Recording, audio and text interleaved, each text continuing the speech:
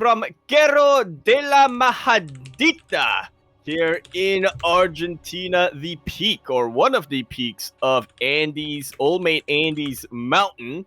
Fun fact, it is a natural border between Argentina and Chile. We are here today with yet another edition of OSC King of the Hill. I am, of course, your host, Yaku of DIMAGA, and with me today, arguing with NightPhoenix, is El Crustáceo Cascarudo Dueño de Taxis Varoniles, Light_VIP. How we doing, Light? What's up, Yaku? Welcome, mate. You didn't have to bring up the knife. Ay. My kids are out of control, but speaking of being out of control, welcome everyone to OSC King of the Hill. As Yaku was saying, one of the most unique weekly tournaments out there. The King of the Hill format, best of ones, is all we have to offer here. And we have a player who is the returning King of the Hill, but we have someone else in the top left, Yaku. Oh, indeed we do. In this top left-hand corner map, spawning all the way in the top left-hand corner, we have a green Protoss player coming out from the land of Germany.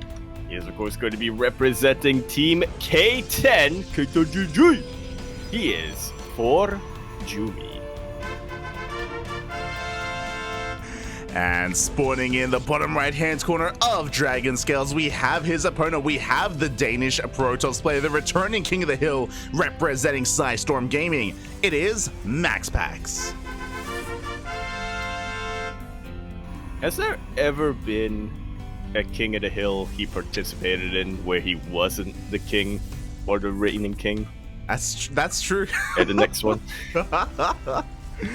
Whether in-game or IRL, MaxPax is one of the best players in the world right now. He is so hot. I don't know if you've been seeing some of the results, Yaku, but MaxPax in the most recent times, in the recent month, has been taking down some big names, Bob. Yeah, well, everybody else was busy in Katowice and whatnot. MaxPax, he took the time to re-update his... I'm not sure where I'm going with this. I was trying to go for like something about, oh yes, he got royalty or something. Uh-huh. But it ended up just becoming about robots. But yeah, it's... MaxPax is definitely somebody who I'm guilty of this a little bit. I thought he kind of fell off a little bit at the start of the year. But recently, taking on the likes of Maru, being the current reigning King of the Hill, he's proven that he still got it. Yeah, he took down Maru, he took down Hero as well. I believe he took down Clem. Yep. So MaxPax, he has a lot of big names under his belt. But despite that, as he even scouts the proxy, I was about to go into, despite that, these are the best of ones. Anything can happen. We can proxy, we can cheese, we can bring down MaxPax, and we can. But ForJumy's proxy robo has been found out. Yeah, I'm getting some massive deja vu here, because I feel like a lot of Protoss players have been trying to proxy robo, specifically from this location. I believe it was Sparkling Tuna Cup the other night. We saw Strange, was it? Strange tried to do the same thing against Christiana, that's who it was. But by the looks of things, I guess this location has gotten a little bit too common, at least in the EU. MaxPax, well aware of the threat. Yeah, MaxPax, he's the king of gate expands, by the way. He did go for a gate expand. He does have the economic advantage, and his opponent is going for one base all-in. We have 3 gates on the way alongside this prism. ForJumy will have more production, but we have a Stargate. We're going to be having a Void Rays on the way to shut down this prism, to shut down the aggression. We have a shield battery and an overcharge available as well in the main for MaxPax. Yeah, I don't foresee this doing too well here for ForJumy as long as MaxPax, doesn't slip up when it comes to the micro. ForJumy is even losing probes across the map somehow. Oh, yeah, we have that one. Or he went Oracle first in the end. Very greedy response, by the way, from MaxPax to go for this, and he gets 12 worker kills. Meanwhile, he does shoot away that prism. The prism barely survives. The Stalkers were able to survive as well, but as the game goes on, we already have one defensive void ray. We have a second one on the way. And ForJumy, he's at the point where all he has is all he's got. He was already very committed with this opening, but now he is more all in than is even that is even conceivable. Exactly. He was already all in, but now somehow he's inside the all in. If you can somehow wrap your mind around that concept. As ForJumy, he's going to try and go for another warp in here. He has to make this work, but the longer he waits, the harder it's going to be. And MaxPax, mate, he's pretty hard. Yeah, he is rock hard right now. As he, I feel like he's even toying with ForJumy a little bit. He could have killed the Warp Prism a little bit earlier on, but decided, you know what? Yeah, let's see how this plays out. The longer this goes, the better it is for me.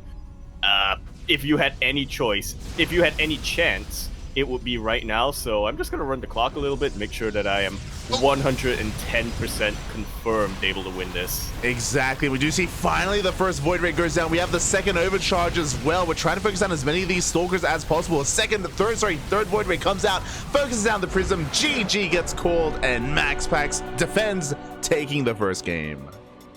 Very, very nicely held here by MaxPax. Honestly, a pretty good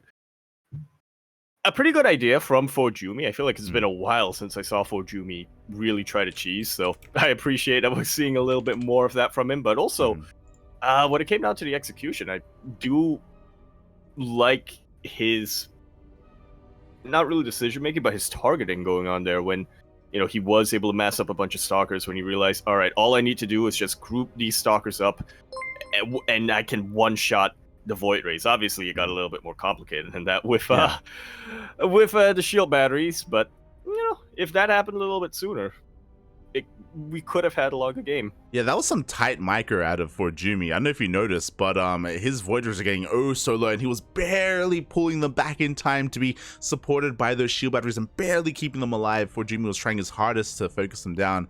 Alas, he couldn't really, and because he lost 12 probes across the map, he didn't really have an economy to just keep warping in and just keep the pressure up. You know, there was like a finality to how many Stalkers he had available to him. So again, very solid defense by MaxPax, and this is something that he's really refined at right now, and that is going for these greedier openers and scouting and being able to correctly and very decisively defend and get away with these gate expands.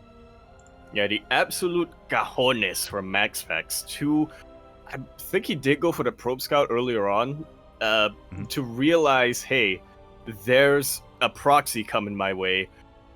What if I just sneak out one Oracle first, though? Sneak that across the map, just, you know, make sure that I do have a shield battery in my main, and then I can buy myself a little bit of time before I, you know, really have to pump out defensive units. It's risky. It's a risky thing to do, but as you said, the cojones, the confidence that MaxPax has is oozing from him, and we'll see if it's going to continue to ooze, because we have an opponent. We have a European Zerg player who just showed up. It's going to be Mr. Wayne. Yeah, Master Wayne. We're using, depending on the cannon, but yeah, Wayne is coming out. There you go, Master Wayne. Master Wayne, yes, is going to be coming out here. For those who may not recognize this player, aka Vanya, aka Radita, he has been having a bit of a personality complex, and he doesn't know who he is. He cannot maintain who he is, but he's Wayne for now, at least. Yeah. I would love if this just keeps going on every year. New year, new me, and that means a new name every single time. Every single year, Poppy, every single year. I mean, I would tear my hair out, and the Liquipedia editors would tear their hair out, but, you know. Sometimes you just gotta be a little bit bald. There you go. Sometimes, mate, sometimes. And now we're going to be diving into our second game. As a reminder to everyone, this is a King of the Hill format, best of ones. We have 15 unique players lined up for you tonight, and they're all going to come in one after another to vie for that spot at the top of that hill. Yes, 15 players. I tried to figure out how to add a plus sign after I realized I only had 10 fingers. Only after, though. Only after.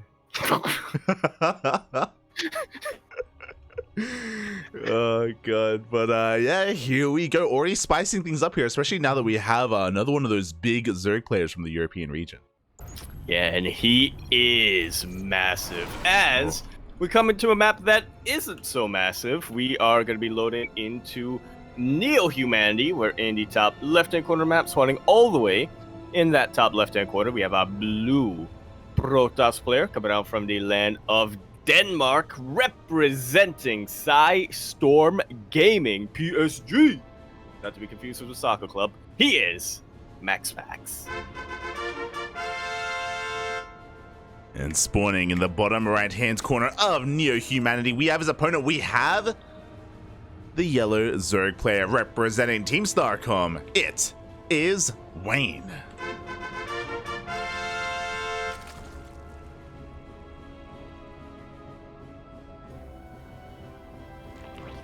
Boy, and again, just to quickly remind everyone how this works, MaxPax is the current king of the hill, and he will remain the king of the hill until he is dethroned, until someone can take a map of this off this man.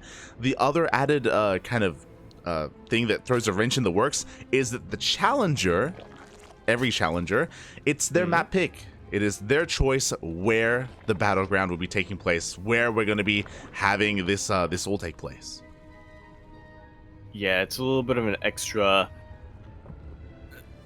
I guess metagaming would be the word for it, but yeah, it is definitely one bit of an advantage given to the challenger, and I was almost going to say incentive, but the incentive, of course, is just to win and to become the new king of the hill, potentially get a little bit of a bounty if a king has reigned as long as MaxPax has. Oh yeah, I guess as you mentioned that, of course, every single win you get in the King of the Hill is more and more money that you do bank up over time, so you want to have the longest reign you can. Oh boy, and now that we're all caught up, I also want to give a special shout out to someone in the chat, C Grail in the chat, for gifting 100 bits. Thank you so much, Poppy. Thank you. Oh, we appreciate it, Thank you. Much appreciated. Heart. Less than 3. Oh, and as we get into that less than 3 so far, pretty standard openers all around here, especially from MaxPax. We're going for a gate expand into that Stargate, but we have to wonder, why did Wayne pick this map of all maps? You know, what does he have in store for MaxPax in this best of 1? Well, it's a very short map, Light. It's the shortest rush distance, if I'm not mistaken, in this current map pool. I'm just keeping my eyes on that metabolic boost that Wayne is getting. Like you put emphasis on that like it's wrong. It's like quoting Wayne, as he likes to be called. I don't like to call him that though, but you know, he likes to be called that. Yeah. Calm down, Yaku. Calm down. Yeah. Look, you gotta respect his choices and whatnot. You know. Yeah. Master Wayne. Whether we gotta, yeah, you gotta respect his name choices, whether or not it's right or wrong. Look, at least, would you have liked it more if he turned into Eradicate? Would that have made more sense for you? Yes, 100% I would, because he did say when he initially changed from Vanya to Ratata, I want a name that can represent my potential. So if he upgraded it to, if he evolved it to Eradicate, I'd be like, I get it now. Yeah. He's more confident. Yeah. He's better at the game now. Yeah, I get it. Speaking of being better, ooh, very tight cancel there from Max. Actually did have a little bit of a link flood to try and deny this third base, and unfortunately MaxPax only had a single adept here to defend, so yeah, so far not a bad job here from Wayne. He has to be careful though, because now those 2 oracles are going to be zooming across the map. Yeah, even though one of them is a little bit low on energy, 2 is all it takes to one-shot, and there is still a little bit of energy left in that oracle. Wayne doesn't quite have that many spore crawlers, but he does have a decent amount of queens. He just needs to get them in position. Oh, but the spore at the third base is a little bit too late. The queen as well. Nice spore tricks overall, but 4 drones do get picked off. Once again, fantastic control coming out from MaxPax. Managing to make it out of there with both oracles still alive, and they're about to be met with a third. yeah, we have the third Oracle showing up. Meanwhile, Wayne is going for a pretty fast fourth hatchery here as well, taking the forward base. It is going to provide a little bit of a launch pad for that creep, but I wonder if he really intends to drone from here. We don't really have any other tech structures, to be fair. We have no lair. We're just now going into that Evo chamber.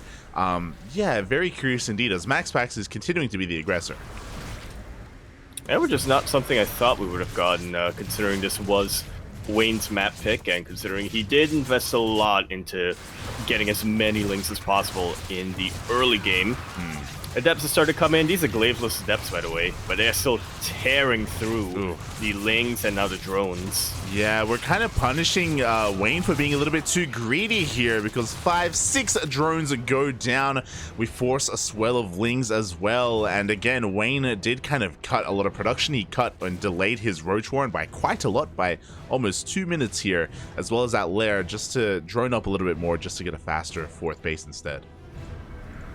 Yeah, very greedy choice here from Wayne, but of course, as long as he's able to keep this base alive and mining, and he's able to transfuse it, or not transfuse it, sorry, inject it as much as possible, then it's going to pay off for him if he decides to be the aggressor. He'll have that launch pad, like you said, not just for creep, but for production as well.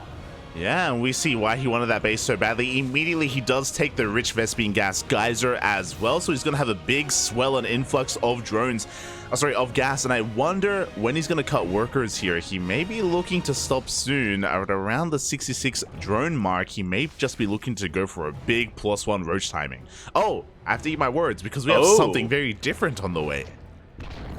That is something even more different than what we initially That is an infestation pit.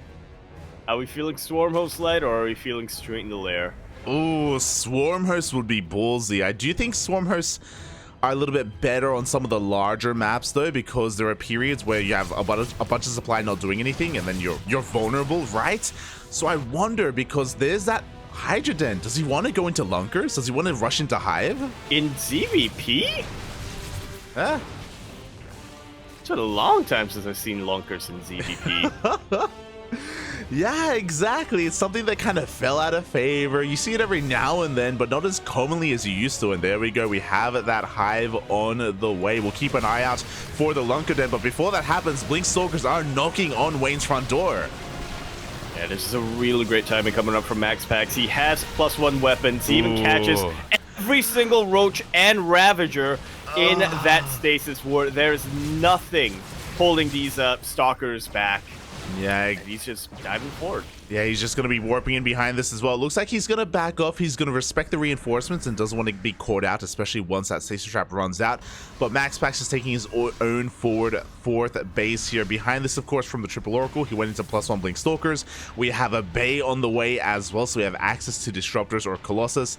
And there it is. It is, in fact, for the Lunker Den. Huh. Well, I guess it makes sense. Humanity is a map that has a lot of choke points. So if you can park a couple of lurkers there, you're going to be getting a lot of free damage, essentially. Yeah, I'm really curious, because Neo Humanity has a lot of really good defensive spots, and I have to wonder if Wayne wants to try and slow the game down or not. And there we go.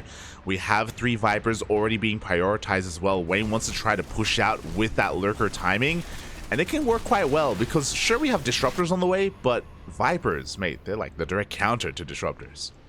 Yeah, they can just cancel them with a yoink. There you go. The Nova, I mean. Yeah. Yeah, the yoinks are insane, especially against these high-tech units, but things are going to be slowing down here for a little bit. We have a 5th base on the way for Wayne, once again prioritizing those gases, as this is a pretty gas-intensive composition. Already 5 Lunkers on the way. We have those upgrades as well. Yeah, Wayne just looking to get into that mass, like, Lunker Ground Zerg army. On the other hand, MaxPax is looking to do everything he can to prevent Wayne from getting to that massive Lunker army. He's pushing out right now with 1-1. It's about to be 2-1 with a handful of Archons and a couple of Disruptors, but he does need to, I guess, be a little bit more conservative with his Purification Novas, I would say. seems to be a little bit trigger happy right now. Yeah, and I think the onus is on Wayne to try and make something happen. Here we go. He's going to dive on forward. We have some yoinks here on one of the disruptors, on every disruptor, and the Archons. Yeah, the Archons are going down. The Disruptors are going down. One more Disruptor makes it to the front lines, but that is going to be enough for now, in addition to the fact that, you know, that Wayne will have to fight up a ramp off of creep. Some really good stasis wards preventing a decent number of these lurkers from doing anything, and the other lurkers fall to Purification Novas.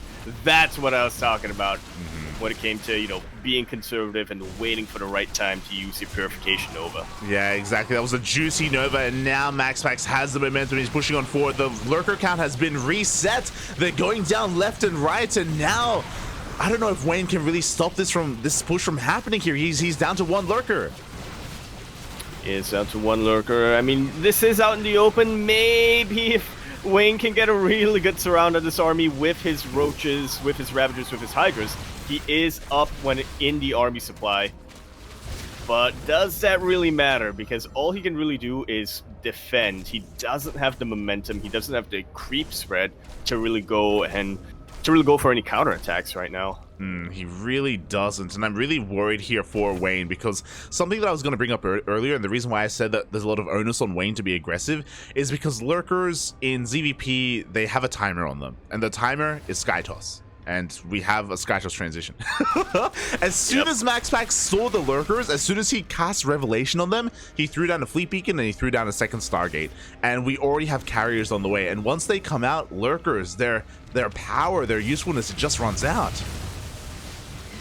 Yeah, even with Hydras thrown into the mix, once you get that critical mass of carriers, the only Zerg units that can counter them are Vipers in conjunction with Corruptors. Yeah, exactly. I mean, if there's no storm, you can throw in some microbial shrouds. Like, Hydras can hold their own at times, and hey, it looks like there are enough lurkers. This base is going to be going down. There aren't enough carriers to really stop that from happening, so Wayne will at least get a hatchery, but at the same time, Zealot run by, takes down a mineral line. Yeah, so they pretty much traded blow for blow here. They really did, and now Wayne, he's gonna have to try to work with this unit composition. He's got more Vipers on the way. He has more Hydras on the way as well, but right now, MaxPax is in his face, and he's a little bit split apart. Yeah, this army, the pathing, no!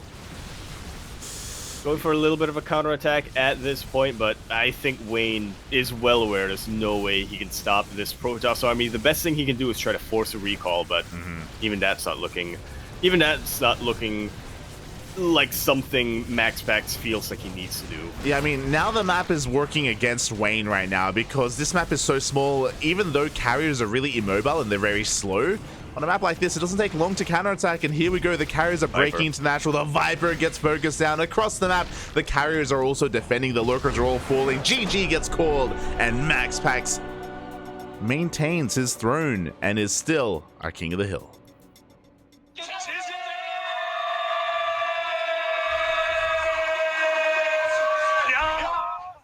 Once again, really love the tactics coming out from Wayne. It feels like he came into Neo-Humanity with a plan. He knew exactly what he wanted to do. He wanted to be aggressive early on with Lings, then hang back a little, drone up, get to his lurkers, and try to hit a really, really good lurker timing. Unfortunately, against a player as adaptable and as decisive, especially as MaxPax, he doesn't work out too well. Yeah, it's such a shame that if you remember, when Wayne was pushing in with his lurkers, that is the moment when MaxPax slipped into his main with the Zealot warp in, if you recall, and then Wayne's attention was split between his main and his main base and his main army, and that's when we saw that really juicy purification over on those lurkers as they were trying to get onto MaxPax's side of the map. So things just lined up in a really unfortunate way for Wayne there at one of the most crucial moments of that game, and MaxPax just rolled with it again. Really good transition into Sky Toss as well, and yeah, Wayne just ended up in a way kind of missing his timing, missing his opportunity. Yeah, But we are now going to be loading into Lightshade LE. Yes, I miss this map so much.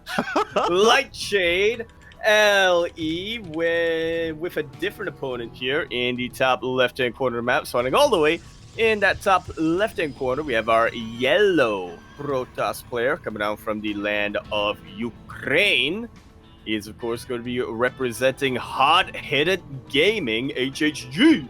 He is known amongst many other names, but this time he is known as NightPhoenix. We don't have to talk about the waifus, okay? Yeah. And spawning in the bottom right-hand corner of Lightshade, we have his opponent. We have the Danish Protoss player, the current king of the hill, with 2 heads under his belt.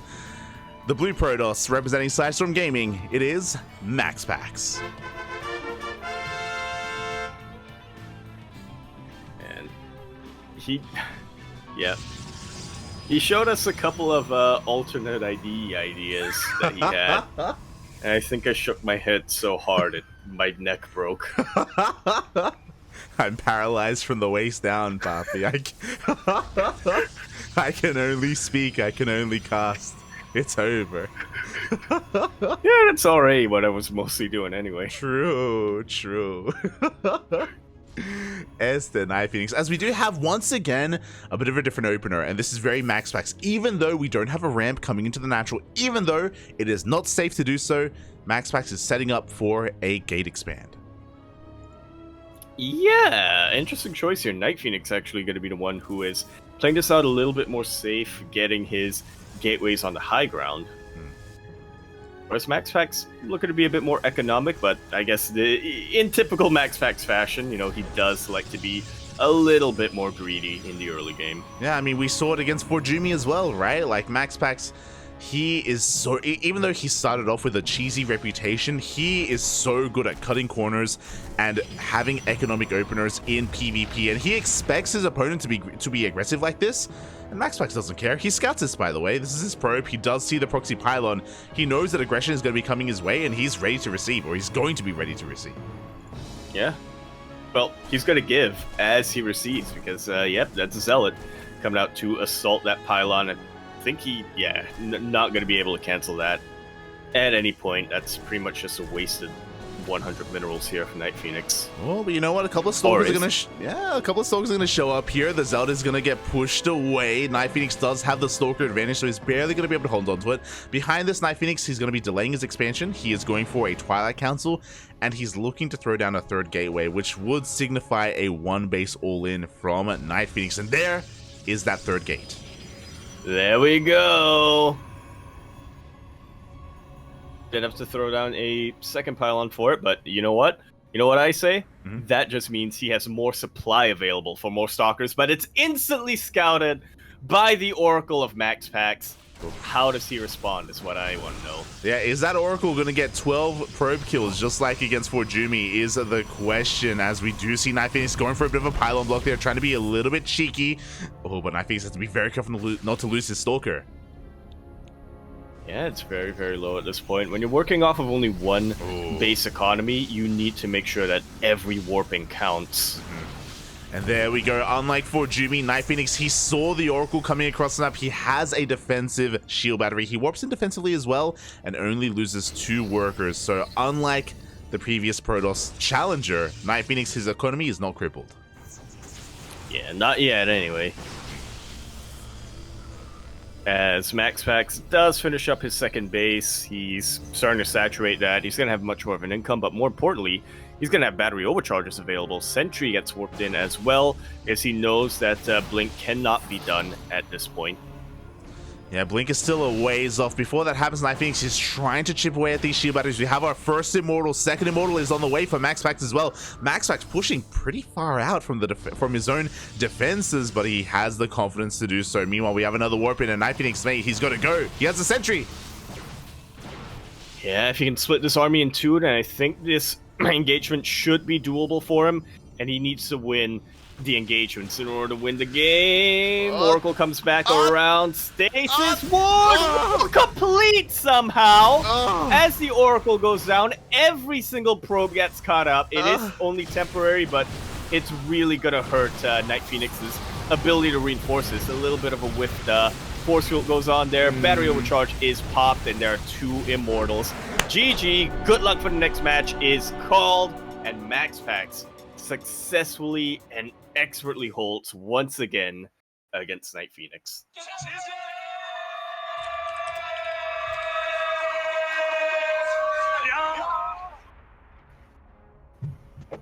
Oof.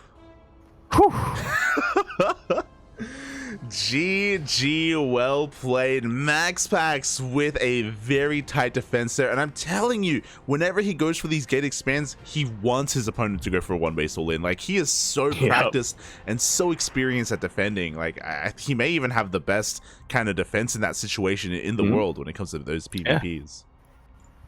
Sorry, Showtime, but we got a new Mauer coming down. This time, somebody from the north.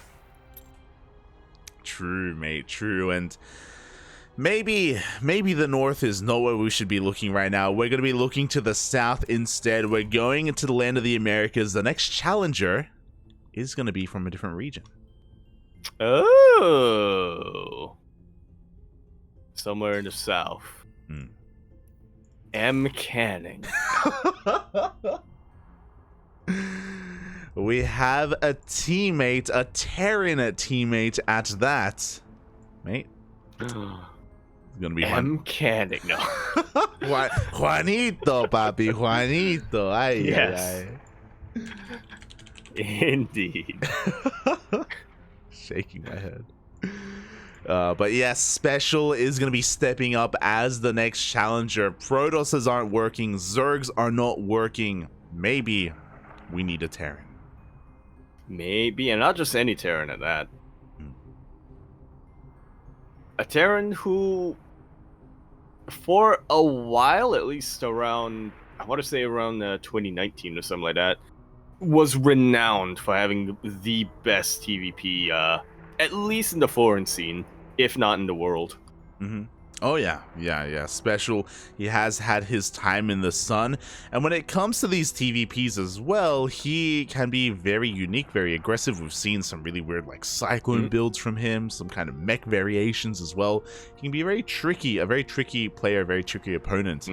And because he's not endemic to the European scene, I don't know how much experience MaxPax has playing against him.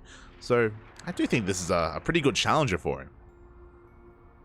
Yeah. I mean, I wouldn't imagine they face each other in like Storm Cups or whatnot, but maybe I wouldn't imagine that they practice quite a bit with each other. But again, if there was ever a player who isn't like region based, I feel like it would be Special.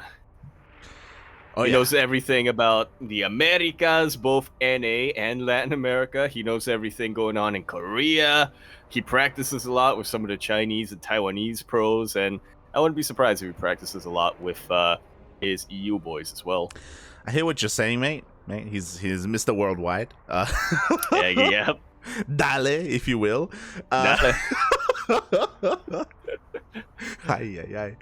So I do think this is going to be a banger of a best of one. Again, we're going to need a big name to take down a MaxPax, and we've had some pretty big names to be fair, but now it is going to be the time for a North American to shine, or Latin American, maybe better, or Korean, Oh, yeah, depending on how you look at it, or Jimbo. Yeah. What? Oh, yes. I heard you say Jimbo at first. I was like, Jaime? Jaime? Arturo Dolan Silencio? Oh, let's go. I miss Jaime, papi. I miss him.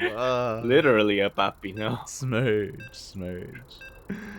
Oh, God. As we do have someone in the chat, ARJ Skater just redeemed a Cast My Replay. Ooh. I don't know if we're going to be able to do that tonight, but we will cast a replay because this is going to be a tournament that does go into the late hours. We'll see how we feel afterwards. We'll see how late it gets. Yeah.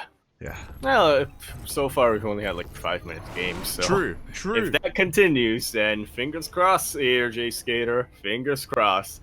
But if not, then we are going to be continuing our series on Lightshade, where in the bottom right-hand corner of the map, starting all the way in the bottom right-hand corner, we have our red Protoss player coming out from the land of Denmark. He is going to be representing Storm Gaming PSG. We have MaxPax. And spawning in the top left-hand corner of Lightshade, we have his opponent. We have the Mexican Terran representing Storm Gaming. It is Special.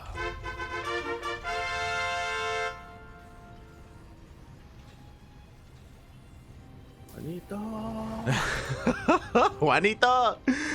Oh boy, and I'm just really surprised that so many players so far, I guess not too many in the grand scheme of things, but we've seen a decent amount of Lightshade already, and this is one of the new maps that has been added to the expanded map pool of OSC King of the Hill.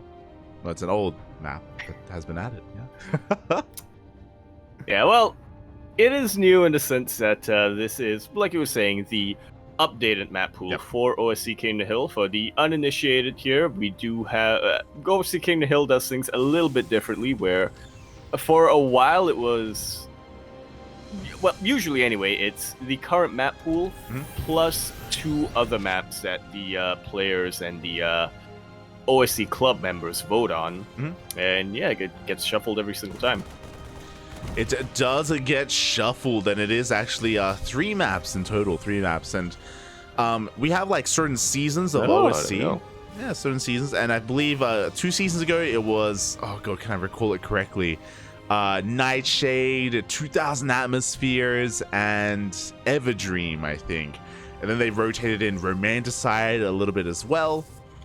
And this season, to catch everyone up, we have Jagannatha, Lightshade, and Death Aura. Oh, we are going full 2018. Well, no, actually, I think Lightshade was a 2020 map. And Jagannatha might have been a 2019. Look, it's era 2019, 2020. I think maybe end of 2019, beginning of 2020, sort of era of StarCraft. But peak StarCraft. Peak StarCraft, man. Let's go, Bobby. Let's go. Oh god, but yeah, it's great. We went from Nightshade to Lightshade. You know, we've got Death Aura, which was like I think it was the first map that had the speed zones, or like it really did kind of it was, yeah, put them on the it was forefront. a huge deal when it came out. Yeah, initially. I think previously there were only maps with slow zones. Yeah, I remember one of them coming first, but before that happens, nice probe micro there. The first Reaper is going to be going down. Both of these players have had plenty of experience on Lightshade, and one of the big benefits of this map is the rush distance. It's actually really small. Despite the fact that it's a wide map, the rush distance is quite short, so you can be quite aggressive on this map as well. Likewise, there's honestly not too many blink areas to go into the main base here either, only one, so yeah, very defensible in that way. We can see Special behind this is going to be going for a bit of a 2-1 setup. Nothing too crazy, as some of depths do shade in. Yeah, Factory Expand coming out, a very, very safe opening from Special. MaxPax will shade in, will confirm, and will not complete the shade. He's not looking to kill any SCVs or anything like that. He just wanted that scouting information. Yeah, he confirms the opener. With this opener, he knows that there isn't going to be a Widowmine drop coming, so he knows he doesn't have to really be concerned with that. But interestingly enough, Special is actually starting Marauder production. Very curious. He's going to be banking Marauders up into the main base. This is not standard whatsoever. He's getting Combat Shield before Stim? Oh, he's doing the thing. Double check that. Yeah. Was it Dolan who popularized this? I can't quite remember, but he did it on he did it on Babylon, I think. A map season ago. The small map Stargazer. He did it on Stargazers. The Stargazer special. That's what it was called. Yes. my god, it's gonna be... It's coming back to me! It's gonna be a combat shield timing, mate. Let's go. But before that happens, MaxPax did go for a 4-gate opener. He has a lot of stalkers to work with, and he's gonna be slowing this down. And without Stim, Special's gonna have a hard time pushing out across the map, mate. Yeah, now Cyclone's is taken out, so it's gonna be that much more difficult to really deal with this Warp Prism. Maybe there's a reason why you don't see the Stargates or Special on some of these wider maps. I don't want to say large, but it is wide and maneuverable. Yeah, exactly. And with this, I mean, he's got a 3rd Vax. There is no Starport with this. There are no Metavacs, so... Oh boy, and unfortunately, this is very committed. This push has to deal damage, and Special is stuck at home. We saw him lose half his Marine count. 9 Marines died as soon as he tried to move out, just because of the sheer amount of Stalkers that MaxPax has available. Yeah, that's what happens when you don't have Stim to, chase after these Stalkers or deal enough damage quickly. Yeah, exactly. Again, Special was in the dark when it came to the opener. If you remember, his Reaper died pretty early on, and if you look at his vision, he never saw the tech. He was maybe assuming it would be a 3-gate opener, or sorry, a 3-gate blink opener, or maybe even a Stargate at that, hoping not what MaxPax has right now. Yeah, which is very, very aggressive. I mean, I can't really blame Special too much. MaxPax was playing a bit more greedy in these previous series, but then again, those were also games that weren't PvT. Yeah. Of all the times to switch up and go for a bit more of an aggressive yet safe opening, it had to be against Special. Yeah. Exactly. And thankfully, Special's going to be going for a bit of a later timing. He's going up to 5 Raxes. He's got Stim on the way and Concussive Shell. And he only lost Marines. He at least preserved his tank count, which is the most important thing. So he will be going for a later timing, but unfortunately, MaxPax is already aware. He's already aware of the aggression, and he's expanding behind this, but I'm sure he's going to be very safe, very vigilant when it comes to any kind of move out from Special. And he's got the Observer in position. He's got the Stalkers right outside the base. He has eyes pretty much everywhere. Yeah, he's got that ring of vision. We even have a spotter observer towards the south for any kind of drop play. Speaking of drop play, we have a Prism getting ready to go into the main base of Special, as Special is moving out with that drop that does immediately get scouted. There's that ring. Yeah, and we can see that MaxPax was even looking, as he did actually blink that Stalker as well, so he's fully aware, and now he's going to be preparing himself here in the center of the map for any kind of move out. +1 is about to finish up. Only 1 NG Bay here. Special maybe even looking to pull the boys! Just like so. This is a really good move coming out from Special. MaxPax in the middle of the map, just trying to see if he can snipe a couple of tanks before being forced to blink away. Even throws down a couple of Zealots into the main base to try to disrupt the economy of Special a little bit, but here's what worries me. He's only now starting a Colossus. And the SCVs are too far forward. Every single SCV is going to fall here already. 20 SCVs going down. The Zealots in the main base have been cleaned up, but Special doesn't have that buffer anymore. To be fair, there's no splash damage for MaxPax. His first Colossus is still on the way. But arguably, this might be a little bit better for MaxPax, fighting out in the open. The fact that he did invest in the charge before he got his Colossus. I do appreciate this from Special, trying to wall off and create a little bit of a choke point for himself, but I'm not sure if this is going to work out. MaxPax is looking to surround from 2 angles. He really is. Also going to be catching some of these reinforcements. There we go. There is that overcharge. MaxPax is coming in with his first Colossus as well.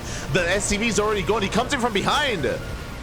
The tanks are completely exposed from that angle, but there's so much bio that the Zealot Force does get wiped out. The tanks have finally been cleaned off, and MaxPax has just enough to hold this and win the game, defending his spot in the hill once again.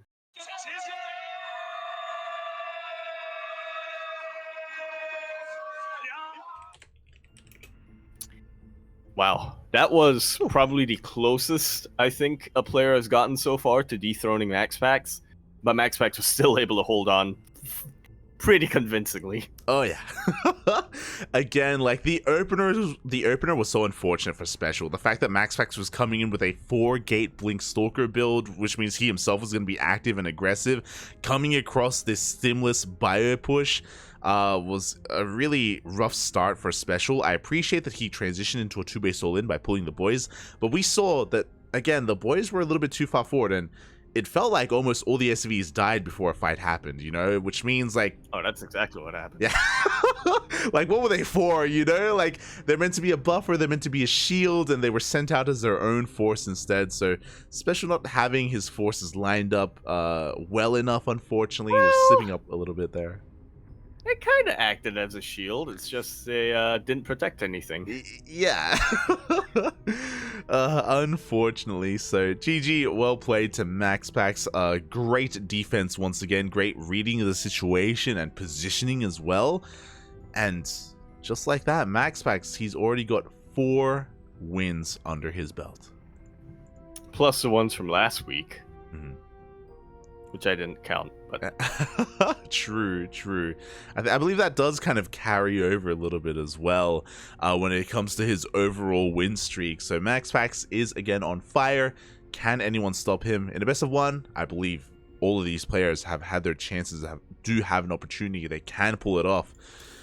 But now it's up to someone else. We're still here on the Korean server. It is going to be another Terran. The Americans. But a Korean Terran. Oh, Hanmono. Oh, you're close. You're close, Papi. Oh. Can you guess? Who is it? Thanks, Ravana. No. That's wrong direction. It's one of the bears, Papi. One of the bears. One of the bears? The bears? The bears. The bears. It's QuanTa. Oh, man, you got it. Let's go, Papi. It's not Honmono. It is going to be his brother. It is going to be QuanTa, Papi. QuanTa. Yeah, just trying to get our hands on him. Again, we do have, well, I said we don't have a list of players coming out here, but Eddie does. Mm-hmm. And yeah, I don't think it's in any particular order. It's mostly just, hey, who wants to play? I mean, kind of. It's more like, yo, who wants to play? And then like 5 people raise their hands, and then Eddie, he picks and he chooses. He's like, okay, look, now it's your time to shine. You know, he's the puppet master here, orchestrating this entire play that we're playing out. And you know, we'll see if conductor in a way. Oh, there you go. He's the train conductor. Yeah. We're off the rails. Were we ever on the rails? Yeah, Eddie. Shout out to Eddie, of course. He's the CEO of OSC Esports, and OSC Esports is the organizer and of this event. Without them, OSC King of the Hill would not be happening. Be sure to follow their social media. Check him out on Twitter. And give him a little love, because Eddie has been supporting and running events for years, for longer than we have, longer than the CranKy Ducklings, for sure. Yeah. Way back in the day. I mean, in a way, it was the OSC Weeklies that kind of inspired us as well to start our own amateur leagues way back when. I think before we started the C Duckling Open, you told me to sign up for the Australia Open or the C Open. They'd be like, we're conducting field research here. Yeah, there were the C Weeklies back in the day. There were the AU Opens, as you mentioned as well. There were a lot of terms. There was OSC Melee, the SC2 Community Cups, Community Opens even. Can I think of the others? I know there were more. Oh my god. There were the Elizuri Cups. Elizuri, he had his own tournament. Oh, I remember that. Yeah. I think it was called the JSC Weekly or something? It was named after Elizuri's IRL name. His like initials or something, if I recall. But we all just called it the Elizuri Cup. It was easier that way. It was a little bit easier. Yeah, so many different tournaments over the years, and yeah, OSC King of the Hill is one of those events that has kind of stood the test of time as a very unique event, kind of taking the place of the StarCraft King of the Hill, if you remember. That was kind of the first kind of big regular King of the Hill tournament. But even then, StarCraft was... wait. I was going to say StarCraft was a monthly, but I think that was more towards the end. In Legacy of the Void, it became more of a monthly thing. I think in Heart of Swarm it was weekly, but again, the point is that was the main King of the Hill that was regular, and now we got a different one. Yeah, now we have a bit of a different one here, and we hope to do our best to live up to the hype, because StarCraft King of the Hill was, of course, a momentous event that is difficult to live up to, but we'll do our best. We'll do our best, of course. And yeah, we'll see how this all turns out here, because people in the chat may not be too familiar with QuanTa. I love him. He's one of my favorite Korean Terrans. He's beautiful. He's amazing. For good reason. For good reason, exactly. He has a very unique outlook on life, unique outlook on TVP, and we were briefly mentioning about how sometimes we see mech from Special against Protoss. Likewise, QuanTa, he's not afraid to dabble in the Thors in this matchup. It's crazy. Yeah, it's crazy. He's not afraid to dabble in the Thors before he even produces a starport. Yes, for those who don't know, maybe you've heard this before, but QuanTa, specifically in TVZ to be fair, he's known for his quad Thor drops. It is a very refined build where he goes into double armory for a 1-1 timing, 4 medevacs, 4 Thors, zooms out across snap, and mate, he can kill hatcheries in the blink of an eye. It's disgusting. Yeah. It's crazy, pup. It's crazy. But against Protoss, things are done a little bit differently. I think I'll always remember, I think it was QuanTa versus Chance. And QuanTa went for Mass BC against Protoss. And it worked. It actually worked. It was crazy. It was disgusting. Never again. Yeah. He swore off Thors for good after that, which was a little bit of a shame, but maybe tonight he does have something a little bit different planned. As we see his map pick, it is going to be one of our legacy maps coming out. Oh yeah, it is going to be one of those legacy maps, and we are gonna be hosting that lobby. Just quickly setting it. Oh, no, never mind. Okay. Yep. Oh, good, MaxPax. MaxPax got us. Yeah, he's so quick. He's too quick, Pop. He's too good. Let's go.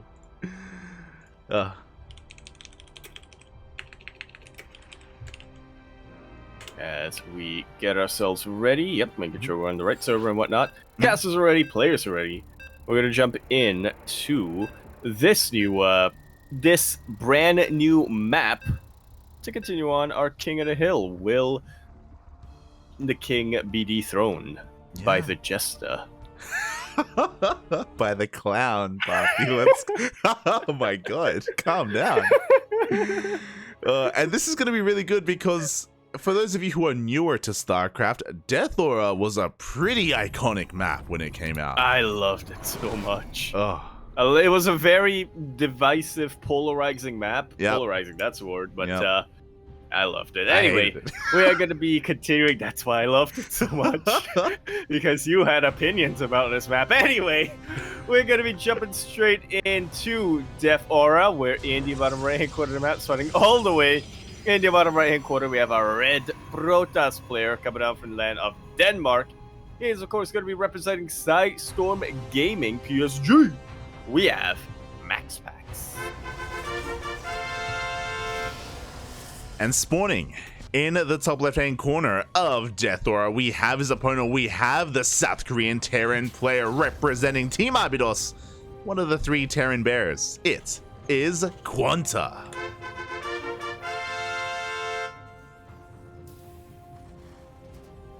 So, if in Abydos you have the 3 Terran bears, right? I'm gonna guess which one is which. I'm gonna guess that Cure is Papa Bear. You know, he's too big and too hot. QuanTa. We'll say he's Mama Bear because he's too cold and too. Wait, how does that fairy tale go? Honmono is baby. No, actually, Honmono makes more sense as Mama. QuanTa is baby. I forgot how that story goes. I know that there are 3 bears. And they have congee for breakfast. And then one of them is too hot. Yeah. I mean, they're all too hot, you know? They're all... In their own ways, they are too hot. Yeah, so the way that we constructed it, right? You got the 4 horsemen of the apocalypse for the Terrans, you know, if you recall. Right. We've got our 3 bears. Innovation. And the 3 bears aren't necessarily on the same team. We made it so it is Honmono, QuanTa, and Jinio. That makes much more sense, yes. There you go. And you've got Percival as Goldilocks. That makes way too much sense.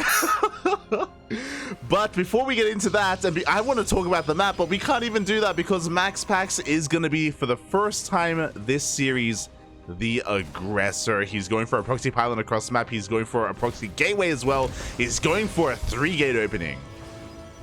You can tell that he's a little bit shook. He's a little bit worried about who his opponent is. Otherwise, I don't think he would have tried to go for a proxy like this. Yeah, it makes plenty of sense. You know, QuanTa is the most dangerous of all the players that he's gone up against. He knows that he needs to be the aggressor. He cannot let QuanTa do what he wants to do. And what he wants to do is not even play StarCraft. It's his own interpretation of StarCraft, as he's going to be going into his 1-1-1. And yeah, MaxPax is going to be just insanely aggressive here with that proxy pylon, with all of his production as well. We have a Twilight Council behind this though, which is really interesting. Yeah, this gives MaxPax quite a lot of options. He could go into charge to go for a 2-base charge roll in. Most likely it is going to be just for blink, so he can you know, micro a little bit, blink into the main, see if he can get anything done there. If not, then blink out. I say that, but he actually doesn't have a robo yet, does he? No, he doesn't. I'm really curious if he's going to throw down a Dark Shrine instead. I mean, before that happens, we do have 3 Adepts shading in across the map. They are going to be denying a lot of mining time here at the natural base. Meanwhile, across the map, the Reaper and the Hellion are diving in for a scout, and this is crucial. They're a little bit distracted here at the natural. Oh, and the Reaper goes down. Yeah, that Reaper is absolutely crucial to pulling the scout off. QuanTa prioritizing taking out probes instead of going into the main, and he's kind of paying for it with with these stalkers and with these adepts coming in. Yeah, exactly. So much damage is being done here on the side of QuanTa. Meanwhile, there we go. It was delayed, but Blink is on the way for MaxPax, just continuing to warp in across the map, continuing to keep up the pressure here on QuanTa, and just crippling his economy. Yeah, who needs to blink into the main if all your opponent's workers are in the natural? Oh boy, exactly. And we have a defensive cyclone at least. We do have a Cloak Banshee opener actually from QuanTa, so he's going to be able to do some harassing damage, sure, but before that happens, he does need to secure his natural base. We have a tank on the way at least, and once that comes out, he should be safe. Yeah, this is another thing that I really liked about Defora, is that you had a lot of defensive positions you could put your tank.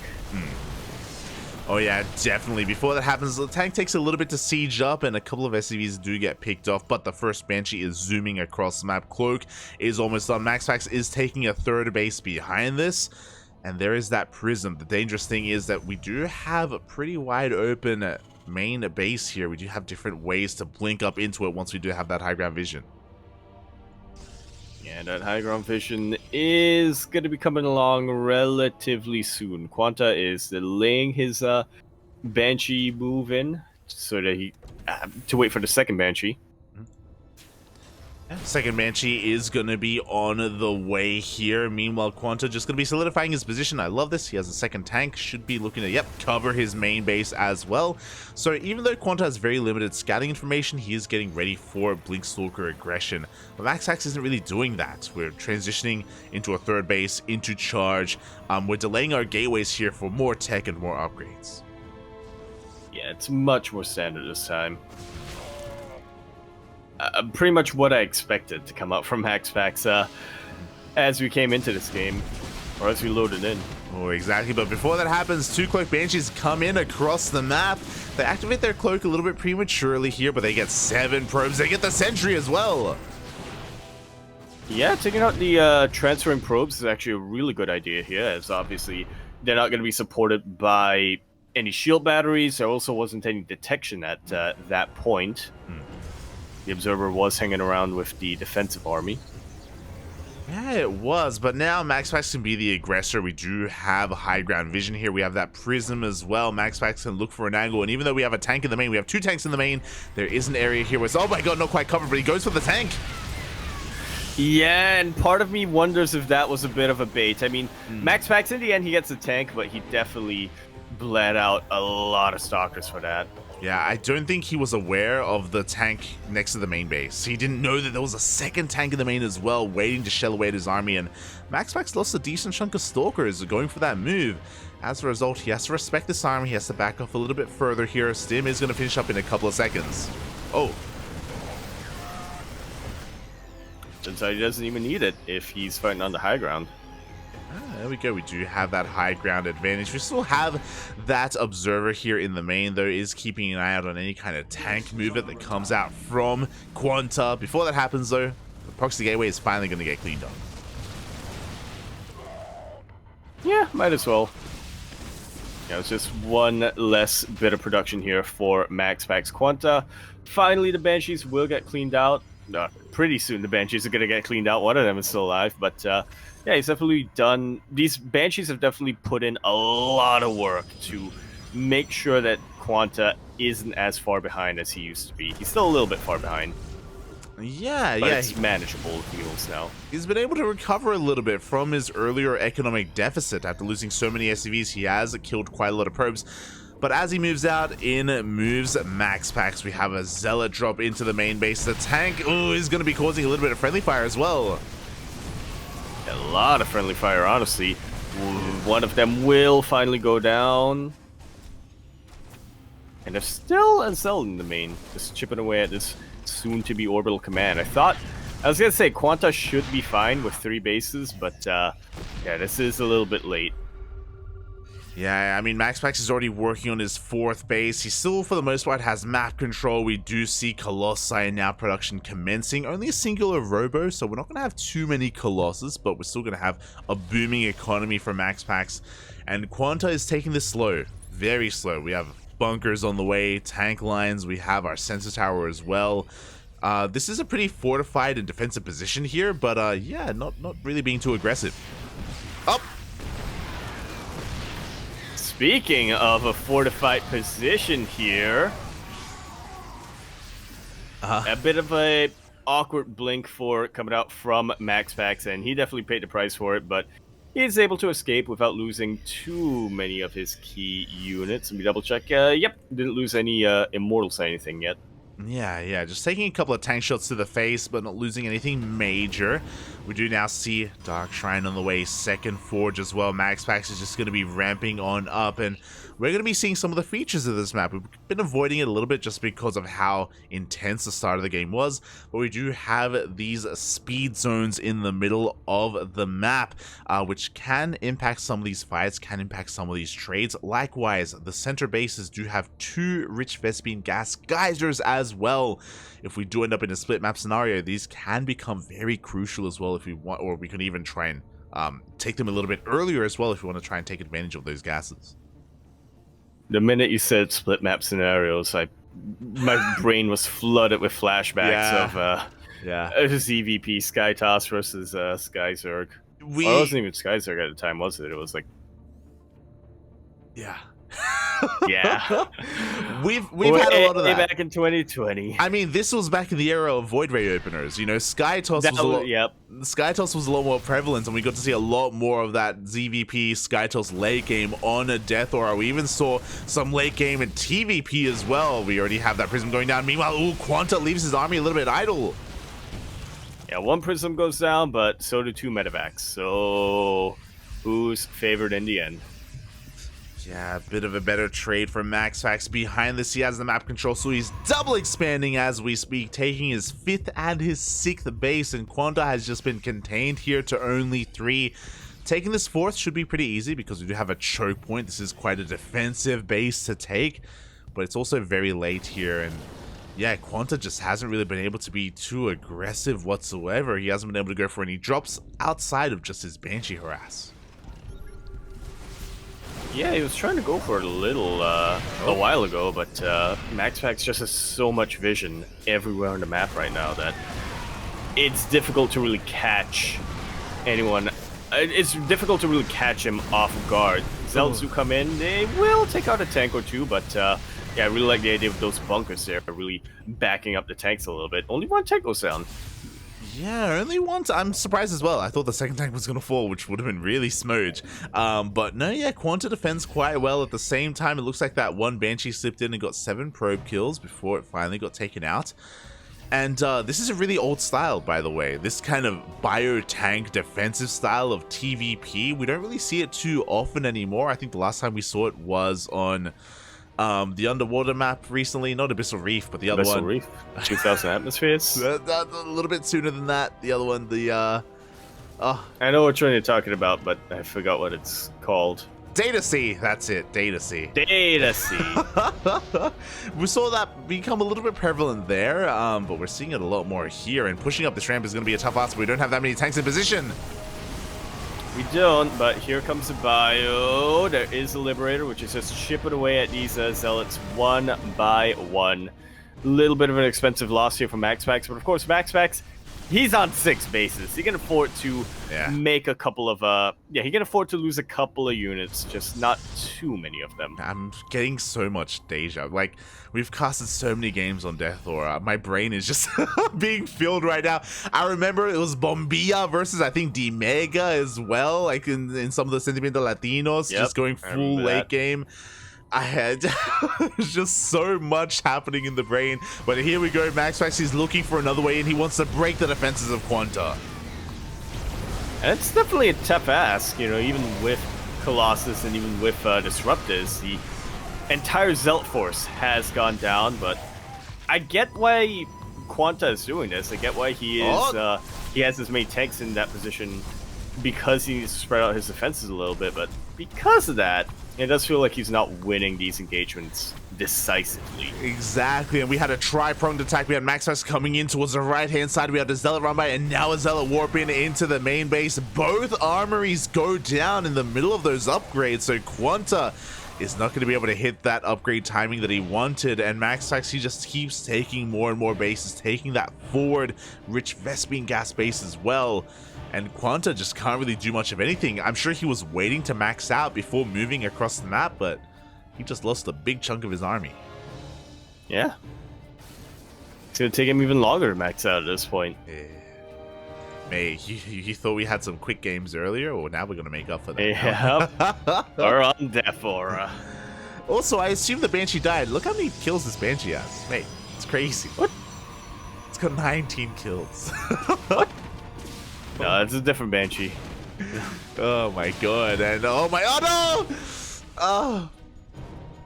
No! And it will continue to only have 19 kills because that's going to be the end of that Banshee's life. On the bright side, it clears up some supply for QuanTa to get either Liberators or Vikings, depending on how he wants to play this out. Okay, no, it's us. There we go. We've got Vikings. We've got 5 Liberators being made at a time.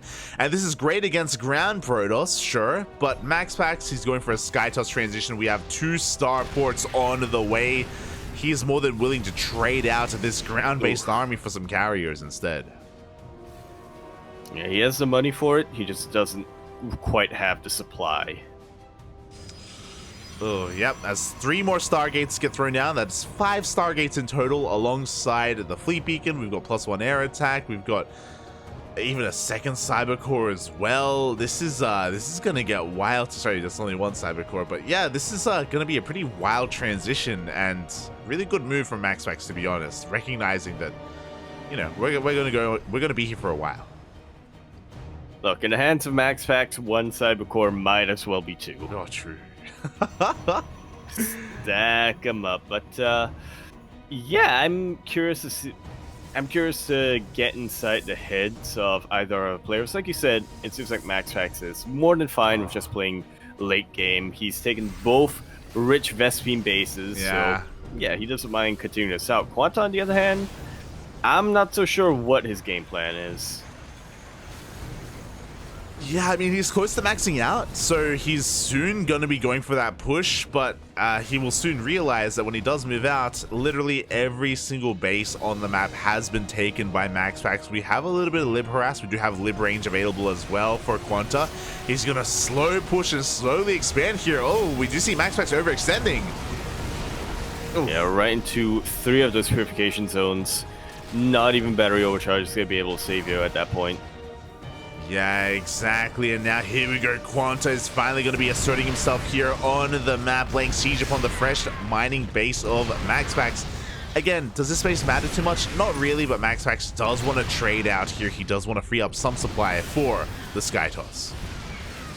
Yeah, it's definitely a very difficult balance here as a Protoss player, because you want to trade out some supply so you can get more of a Skytoss army, but if you lose too much too quickly, your Terran opponent is just going to walk right into your front door. Yeah, and I don't know if I like this. Oh, we got caught on siege, so a lot of tanks are going to be going down, and now QuanTa has to commit to a fight. He will be targeting down every single one of these Colossi and the Tempest in the skies. Whatever it was I said earlier about not having enough momentum to counterattack, swap out the names, apply that to QuanTa right now, because that's exactly what happened. I honestly think QuanTa traded better in that fight, but because he was the aggressor, because he doesn't have quite the same amount of production as his opponent, he doesn't have the momentum to keep this going. He can't really go for a big counterattack like he wanted to. Exactly, and now where's the ground army? We had all these Liberators and Vikings, but Zealots are really what is making this fight work for MaxPax. He overwhelms the tanks on the ground. We need something more here for QuanTa, but he also has to bear in mind that we have Skytoss. He didn't see the carriers, but he did see the Tempest, so he knows that Skytoss is on the way at least. Yeah, he knows that at any point these Terminators Tempests can turn into carriers. Tried to combine the two names, and I don't know how I came up with. I like it. Yeah, the Terminators have arrived, and even though the Liberators are raining down upon freedom upon the ground, the carriers are pushing on forward here. We do have a lot of Marines, though. We do have some Vikings as well. The Liberators, they on siege.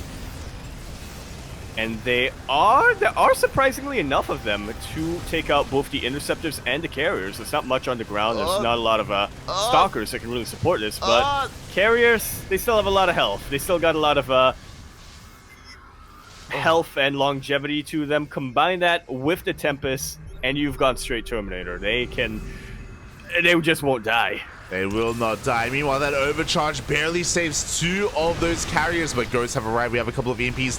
QuanTa did lose a mineral line earlier, but he is looking to retake this base. The tanks are showing up as well.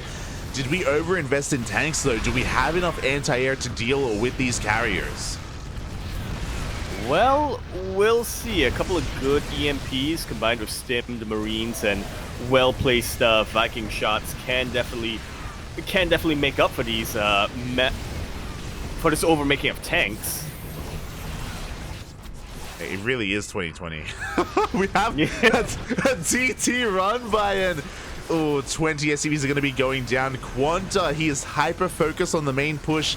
He doesn't really have a lot to defend back at home. Yeah, even if he were to go all in at this point, even if he were to clear out the carriers in the sky, MaxPax is still on 8 bases. Now he's on 7 bases, but it's barely a drop in the bucket for him. Yeah, it's one of those things where, sure, MaxPax, he lost the base, but that's a finger. And QuanTa just lost an arm here. He just lost 2 orbitals. The DTs are still not stopping, by the way. He's continuing to push into the natural base. QuanTa is hurting, and MaxPax has a bank. Yeah. QuanTa is hurting, and MaxPax is doing the hurting. Yeah, he really is, mate. The carrier count is still left for the most part untouched. The Nova goes off, getting one of those ghosts. and there's still no answer to the DTs. They get a third orbital. Now they're getting the production. GG is called, and MaxPax has just won 5 games in a row. He maintains his spot as the king of the hill.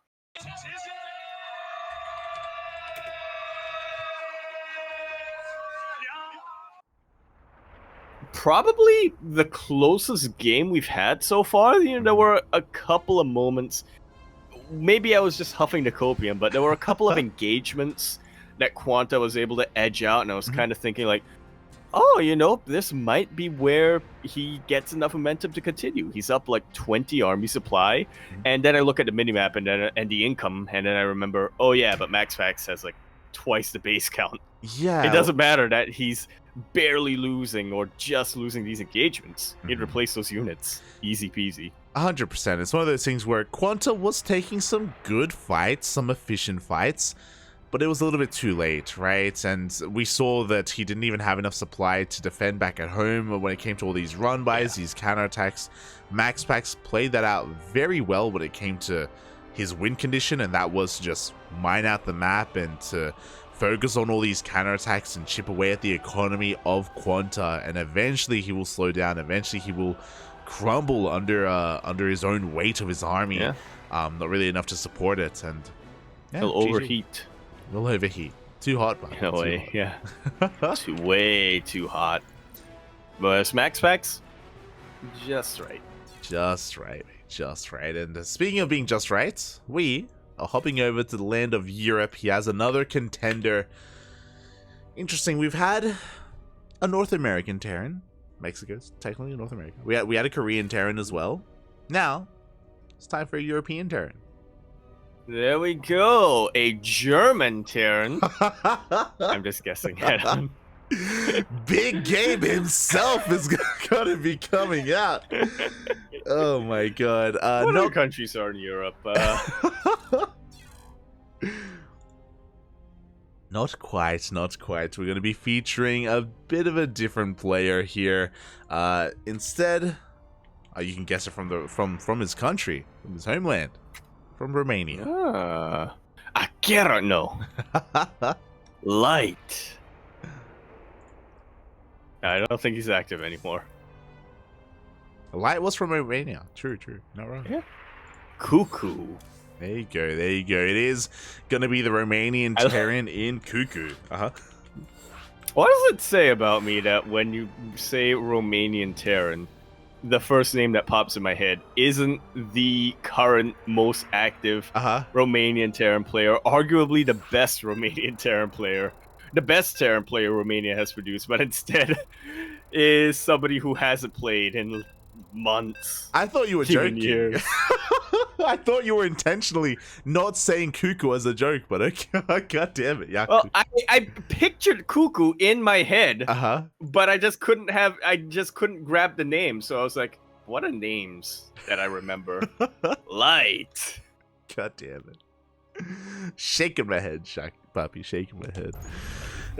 As we're getting into our next game here, can the run continue, mate? Will it continue? We shall see as we load into Dragon Scales, a current map for the time being. We're in the bottom right-hand corner of the map, starting all the way in.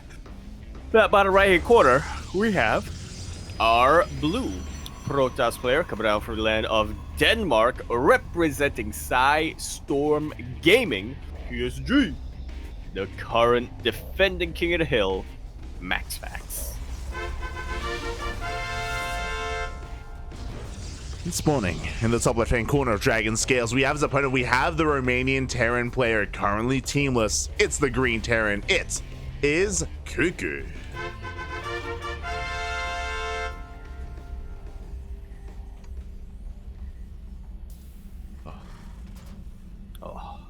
Let's go, Poppy. Let's go. CuKu is honestly a great player. He's been streaming a lot recently. He's been streaming a lot for quite some time now as well. And yeah, he definitely has the opportunity to bring down his opponents. I wonder if he has been tuning into some of the other PVTs. I wonder what his plan is to bring down the Pax of the Max.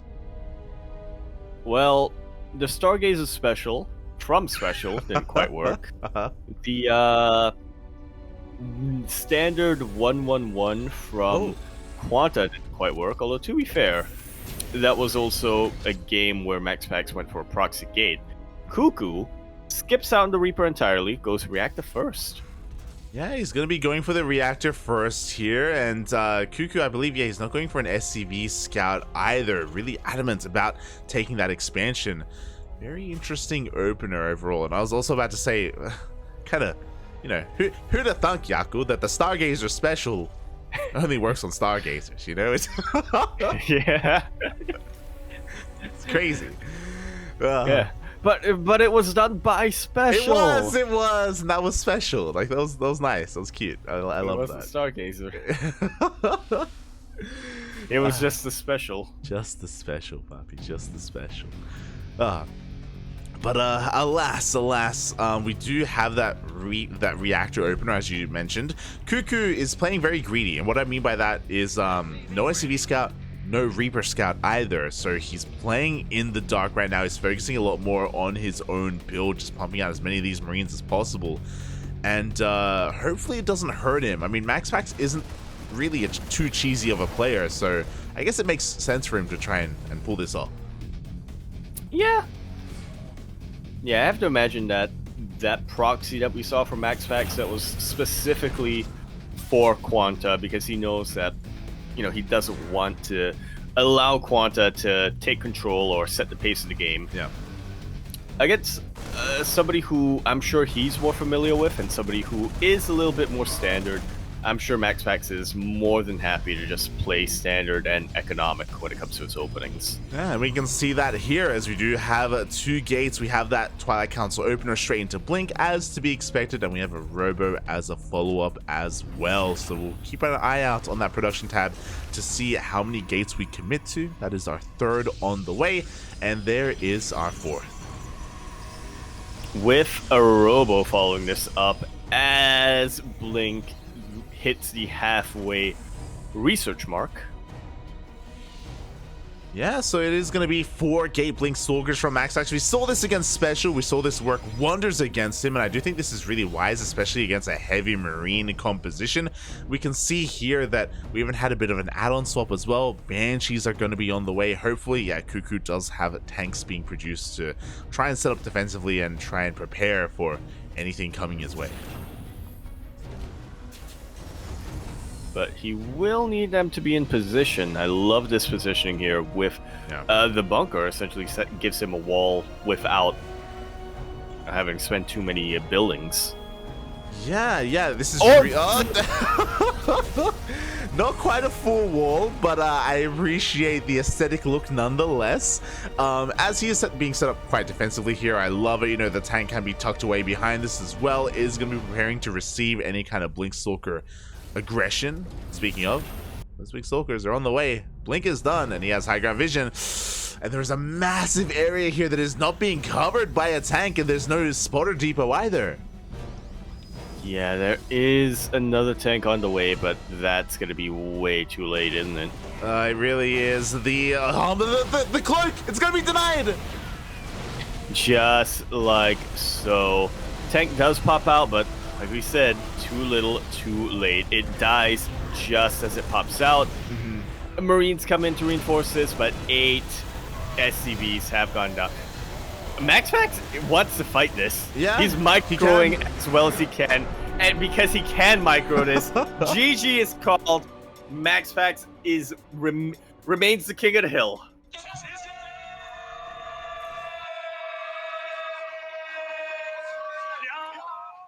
I have questions. I need answers because CuKu didn't scout anything, and yet was still expecting a frontal assault coming out from MaxPax. CuKu, what has he done to you? In the ladder, in previous tournaments, how have your previous matches against MaxPax transpired? Because that felt like it was meant to specifically counter a timing attack coming out from MaxPax. I loved the just the desperation in your tone towards the end of that game. You were speechless. You were flabbergasted at what was happening before your eyes. You were like, he's just dead. He's just dead, Poppy. It's over. I mean, I've seen it happen way too many times, like I've seen it happen way too many times. You aim your guns at the one towards the south. Yeah. The enemy attacks from the north. That's how Singapore was founded. That's the Yaku special, Poppy. That's the Yaku special. Oh my god. It's like I've seen this happen so many times and I want to prevent this so badly, but I can't. All I can do is just stare at the screen and just be like, no. Yeah, it was a little bit unfortunate there from CuKu. It was just a straight up regular kind of 4-gate Blink Stalker opener from MaxPax, and unfortunately, even though we had a pretty good defensive position at the natural, there was no scouting in the main, no vision. And what I mean by that is, even if there was just one depot there, then CuKu would be able to respond in time and maybe be able to reposition his army and prepare for those Blink Stalkers a little bit better. But alas, again, he just was working with very limited information overall that game, and was punished for it a little bit there from MaxPax. Yeah, definitely. And again, I just... I have to wonder why CuKu, was anticipating that, that forward aggression so much.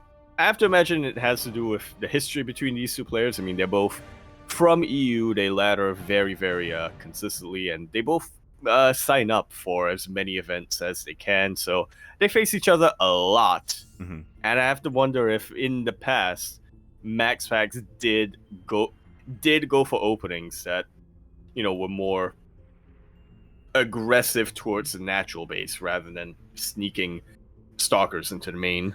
Yeah, I have to imagine as well. I have to imagine CuKu was trying to metagame a little bit, specifically against MaxPax, and hoping that he would roll correctly with that. So my condolences to CuKu, of course. He did attempt to bring down the King of the Hill, but he's the king for a reason, and MaxPax just gets another win on the board. That is 7 wins in total.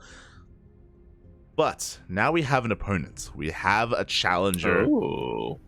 We have some young blood hidden in the field. We saw NightPhoenix earlier. We have his brethren. I don't know what race he's going to be playing, but it is going to be Iba. Let's go, Poppy. Iba. Let's go. One of the many pink Polish Protoss players. Or will he be a Zerg? That is the question. Is he going to main race or is he going to off race? Wait, what? I'm concerned. I thought Iba was British. There's a meme, Poppy. There's a I can't remember. I honestly can't remember how it started, but the lore here in King of the Hill, the lore on the Ducklings is Iba is Polish. There we go. I think we went as far as to marry him off, and now he has Polish citizenship. I don't know. I can't remember how it went, Poppy. You married him off to secure an alliance. Yep. Yep. There you go. That makes sense. And now he's Polish and Protoss. Yeah. There you go. He's part of the Polish Protoss posse. Can confirm. Married off your youngest. That's for the good of the family.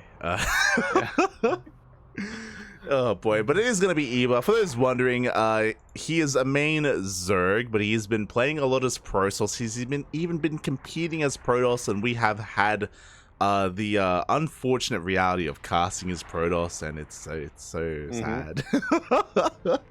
He's not a bad Protoss player, don't get me wrong. But like, I want him to embrace his Zerg, Poppy. That's all I want. He's not a bad Protoss player, but he's no Starduck. That's all we're gonna say about that. He's no Starduck, mate. He wants to be there, and that's a problem. Oh boy! So being a bad influence for the kids. He is. Shake my head. So we'll see what Iba does decide to pick. Whether he goes for his Zerg or his Protoss, it is going to be his choice, and I'm here to support his choice, okay? I'm here for him. Shaking my head. We're just here waiting to bear witness, and it's gonna give us a little bit of time to gather our thoughts, because so far it's been pretty intense. We've had very little downtime between a lot of these games. Yeah. Oh, I thought you were gonna say it gives us a little bit of time to gather our thoughts, because once we jump into the game, we're gonna lose all those thoughts immediately. Once we see the build order that Eva goes for, just throw it away. Throw it away, mate. Throw it away. Oh boy. Throw the brain away. I will always remember though. It was maybe 2 weeks ago in OSC King of the Hill. Eva showed up and we were messaging each other, and I was pleading him to play Zerg, and he went up against Trigger, and he Ling rushed Trigger to death. That's the thing I was gonna say. It wasn't just a Ling rush; it was a Ling rush at such an awkward timing too. Yeah, that like intentionally awkward. Where it's like he baits. He initially goes for some kind of aggression, if I'm remembering that correctly, to try to bait Trigger into a false sense of security. And then at about the 5 or 6 minute mark, just floods in with Lings. Oh man, I remember as Trigger left that game, he was like, okay, alright. It was off of 3 bases. Build, but GG. Yeah, it wasn't even a. It was off of 3 bases. It was a Ling flood. It was a Ling flood drone pool. That's what it was. Yeah. He drone pulled us. It was crazy. And then his rationale afterwards, Eva was like, "Yeah, Trigger, he doesn't scout, so I punish him." So okay. I mean, it makes sense. It makes sense. It makes sense. It makes sense. The rationale is rational. There you go. So, yeah, Eva did recently beat Trigger, and hey, you know, MaxPax, well, Trigger is kind of known as the NA MaxPax in a way, you know, when it comes to how he plays. Wait, really? His play style. Yeah, kind of rising up around the same time. I thought he was the Canadian Starduck. I mean, MaxPax, Starduck, Trigger, they're all, you know, they're all cut from the same cloth. They're all the kids, you know? Aye. But they are. They are. And yeah, you know, because of that, you know, maybe Eva can have a good chance here. We'll see. Again, MaxPax is still quite hot. It's still quite in form.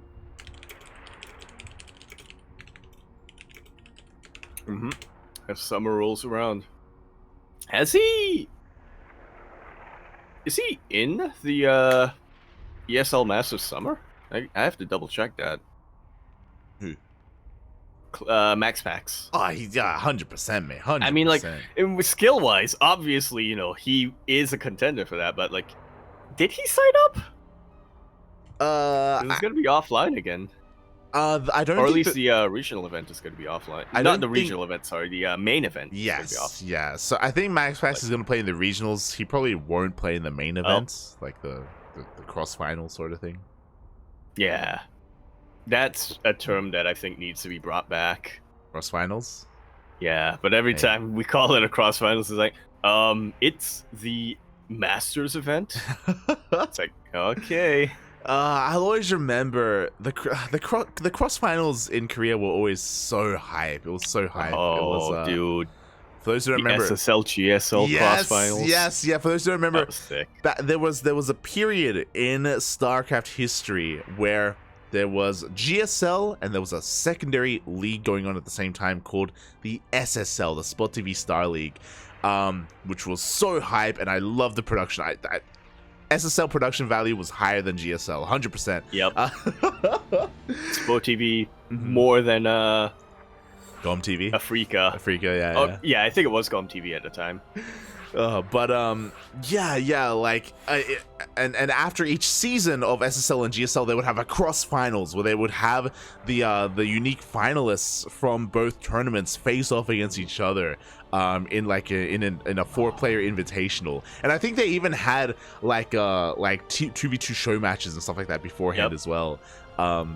So yeah, it was so good. It's something I dearly miss. Yeah, Stats versus Dark in that cross finals was sick. I'll always remember that. 2017, I want to say. Yeah, 2017. Oh yeah. As we're just quickly getting ready here because it looks like Eva is unavailable. He was slotted to show up, but he has been replaced. Eva did not show something. He's busy foraging. He's looking for tomatoes. Tomatoes, yeah. He's out in the woods right now, you know. You can't play on an empty stomach, I get it. Yeah. And, you know, it's fine. Respect. Comes back later, then, you know, he can still play it out.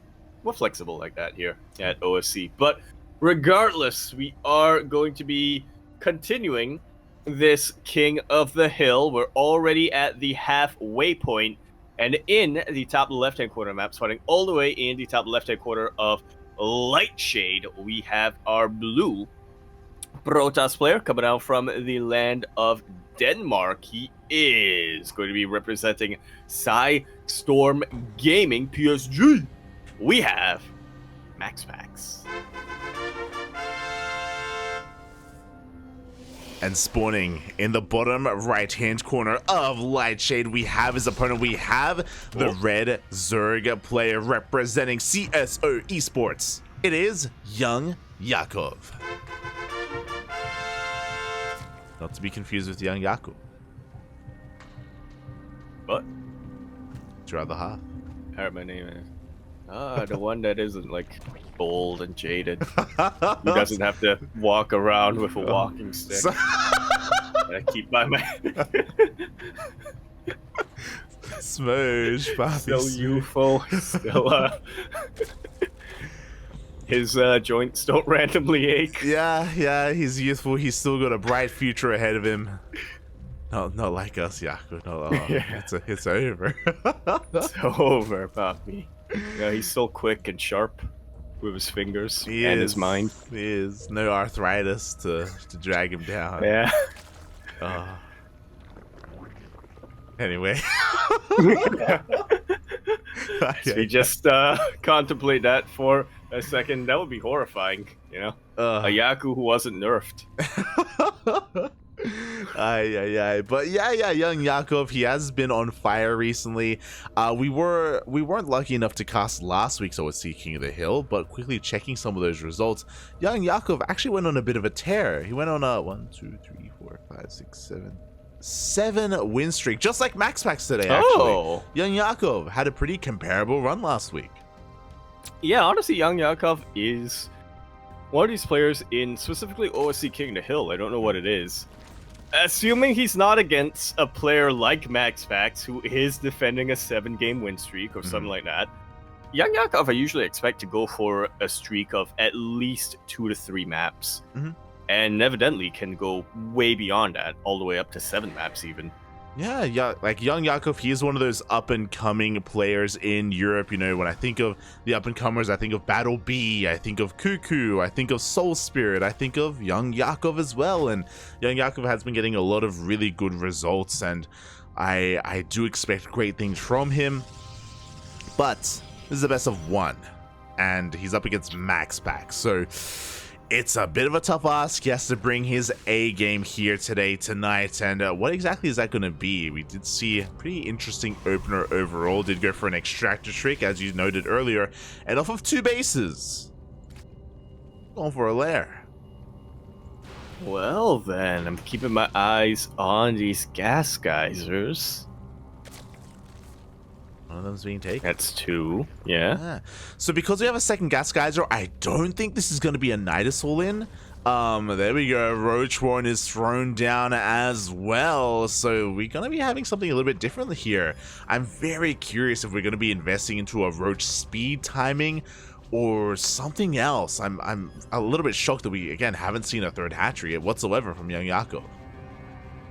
Yeah, I was kind of hoping for, you know, a sweet bailing timing, because we haven't seen that in a while, but yeah, it looks like it is going to be roaches coming out from YoungYakov, but I guess there is still the possibility to go for Nidus, but like you said, why would you go 2 gases? It is still going to be the Nidus! There we go!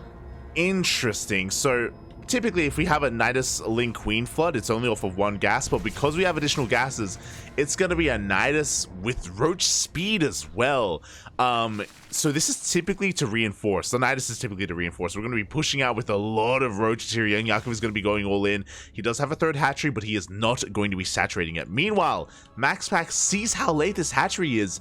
He knows that something is wrong. He does see, I think he did catch a glimpse that the Roach Warren was researching. Yeah, he was able to confirm that. Well, if he didn't earlier, he definitely confirms it now. Ooh.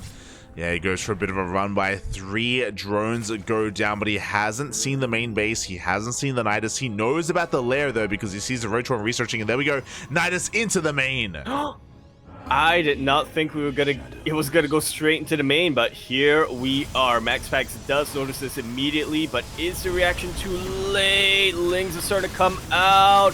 A couple of roaches as well, but they were not quick enough to transfuse the Nidus. Yeah, and 3 queens are going to go down for free here. They popped out. They weren't able to transfuse, as you were saying, and already so much of the wind has been taken out of this sails. The Nidus is not going to finish. Yeah, we are going to get another Nidus just outside of the natural base, but this is definitely a much more defensible location for MaxPax. YoungYakov, very committed. He has not made a drone ever since the 3-4 minute mark.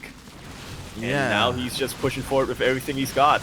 I mean, thankfully there's no shield battery. You know, thankfully the defensive position here isn't too great. He's focusing on the Cybercore. It's going to go down. And that means it's only going to be Zealots. Vanilla Zealots are the only unit that can be warped in. A couple of Lings do sneak past the holes in the Stalkers and are able to get a full surround. We do have Blink on the way, but no Stalkers to actually utilize them. These are the only Stalkers that MaxPax will have for a very long time. But with these Oracles coming in to help out, MaxPax should be able to hold once again. He's lost 10 probes, though. Yeah, I mean, he's still on 3 bases. He pulled the boys, and that's all he needed to do. GG gets called, the all-in fails, and MaxPax gets another win on the board.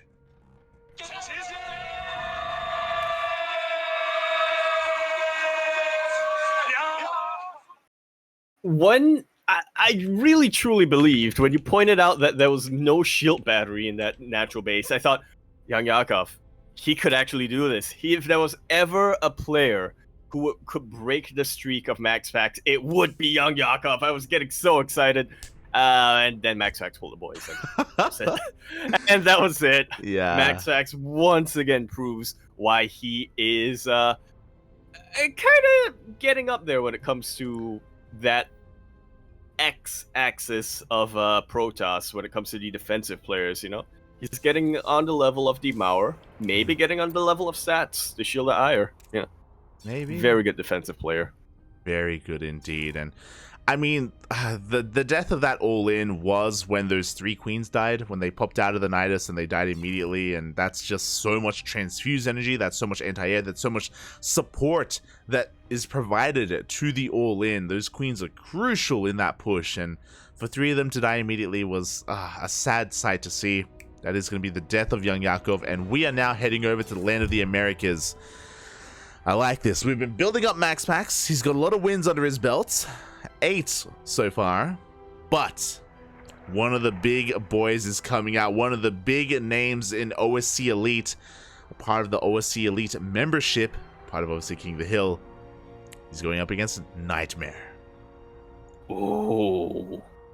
The PvP sniper. Like you said, a very big name in OSC Elite. He is very active, has a lot of OSC points on his belt, and you know, in recent years has also been making a bit of a name for himself beyond just, oh yeah, the PvP sniper, the guy who you send out against somebody like Zest or Showtime in a team league. No, somebody who is a player who stands on his own and is still very, very solid overall.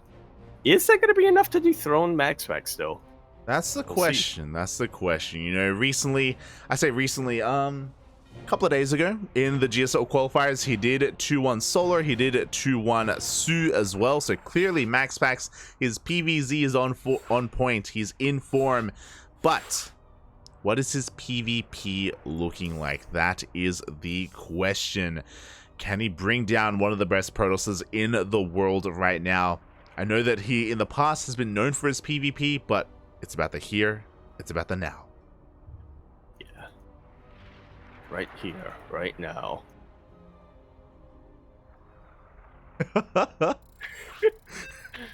Is that a Naruto song? I'm trying to think. It's an anime opening. it has to be. Yeah. I think it was. Yeah. Wait. Right here, right now. Right now. Something like that. Yeah, I think it's Naruto, yeah. God damn. Oh. Alright, here we go. Another big thing coming up is Eddie was just letting me know that MaxPax is closing in on 100 career King of the Hill map wins. Currently, he's at 98. 2 more. He's going to hit that big 100. Is he the first who's going to hit 100? He would be the fifth. There we go. Well, we'll see if he's able to pull it off here as we load into Royal Blood. We're in the bottom left-hand corner map, spawning all the way. In that bottom left-hand corner, we have our red Protoss player coming down from the land of Denmark. He, of course, is going to be representing his team, Storm Gaming, PSG. Not to be confused with the soccer team. He is MaxPax. And spawning in the top right-hand corner of Royal Blood, we have his opponent. We have the South Korean Protoss player representing Team Abydos. It is Nightmare.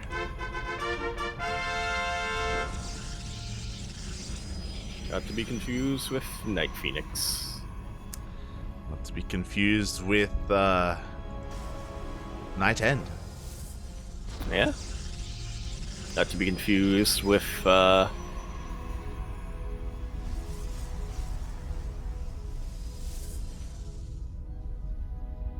Dark. I was thinking Night. No, there's no player called Night. There's a Light. There's a Dark. I would have gone with from Night End. I would have gone for Ender. Ender. Ah, then from Ender you can go to Dax. God, I miss Dax. I love him so much. Oh god, but here we go once again. MaxPax doing the MaxPax special. Despite the fact that this is a natural without a ramp, he goes for a gate expand opener. He is baiting his opponent to be aggressive and to try and punish the greed of MaxPax. Is Nightmare going to take the bait though? Is he going to throw down a proxy? Oh, you can tell he's thinking about it. He wants to whiff that probe. He has the minerals for it, but I guess, yeah. This is a position. There we go. The pylon is being thrown down. This is a common position for a proxy robo. I'm curious if he's going to throw down a robo or maybe another gateway instead. I imagine it's going to be a gateway. But Nightmare, he's taking the bait. He wants to try to go and break MaxPax. Yeah. Is he going to be strong enough to break the fishing line after taking the bait, though? It's very possible. Gateway gets thrown down. Yeah, so a 3-gate opener here with a Twilight Council behind this. This is very similar to what we saw earlier today, not from ForJumy, but from NightPhoenix. Oh, the other night. Yeah. Yeah, so Nightmare, he's doing a NightPhoenix right now. Yeah. Yeah. They're connected through that darkness. They are connected through the night. We have seen MaxPax defend against this on Lightshade, if you recall, and similarly to Lightshade, we have an Oracle on the way. It's going to be zooming across the map to deal some economic damage. Nightmare, is he going to be prepared for it? That is the question, as he's going to be rallying his Stalkers across the map, looking to try and jump on MaxPax. Unlike in this from MaxPax, he wasn't quite able to scout the natural base, or to confirm a natural base, or to really go into the main base with his probe either. So he plays this out safe. He has the shield battery in position. He is getting a safety void ray. And there's no shield battery in this main mineral line. 5 probes, 6 probes go down. That's a lot of probes going down, mate, already. And the Oracle is still alive, which means they can go back in, which means that these Stalkers are tied up defensively back at home. Meanwhile, Nightmare is going to keep on going. He does have a good Stalker count across the map, but we have a shield battery, we have a second shield battery, and an overcharge available for MaxPax. Not only that, but pretty soon he's also going to get a robo facility finishing up. Immortal production pretty much shuts down this entire build for Nightmare. So I feel like the quicker he realizes that and the quicker he switches into something else, the better. But at the same time, with how committed he was with this opening, he has to get some kind of result with this. I mean, he's all in. He's 100% all in. Like, he was pretending to take an expansion, but he didn't get it in the end. He's going for another weapon across the map. He did just kill the Oracle, and he canceled the shield battery. There's no reason for him to keep these Stalkers back at home. He's going across the map with everything he has, and he has 14 Stalkers right now. He has Blink. He has enough to one-shot. And that's really, really important considering the amount of shield batteries we have and how much energy this Nexus has as well. SimCity working against MaxPax a little bit there. Yeah, exactly. The choke point is working against him. We do see the Cybercore is under threat. We have an overcharge, or at least the prismatic alignment from that Void Ray, but the Cybercore was barely saved. Oh my god. Yeah, that overcharge barely keeps the Cybercore alive, and now Nightmare has to back away. He doesn't want to take any unnecessary risks here when it comes to having that one-shot potential with his Stalkers. He knows that the battery overcharge is enough to overcome that, but now overcharge is finished. I love it. Like, he is surgically eliminating all these high-tech units. Here we go. He blinks forward. Overcharge was already wasted on the Cybercore. And Nightmare is able to take out the Void Ray, and one of these Immortals has to be very, very careful still. He did bleed out a couple of Stalkers of his own to get those kills. And there's a second Immortal here. Every loss for Nightmare hurts way more than losses for MaxPax. Exactly. Nightmare, he lost a lot of Stalkers diving on top of that army and taking down that first Immortal, but I don't think he has enough. He goes in, he's going to be able to two-shot that Immortal, but he's still losing so much as a result. He does take down another Stalker, but he's being forced back. Like so.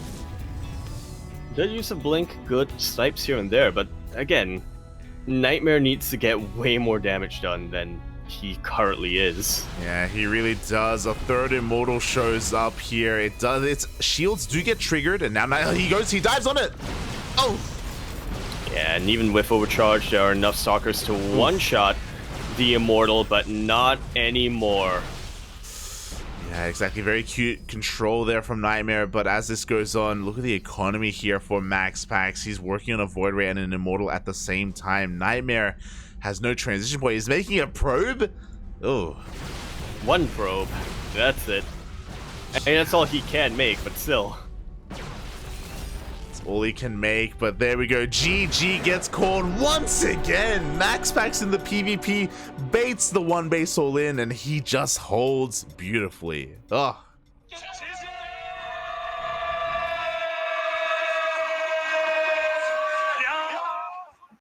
Gotta appreciate Nightmare waiting for the probe to finish up before calling GG.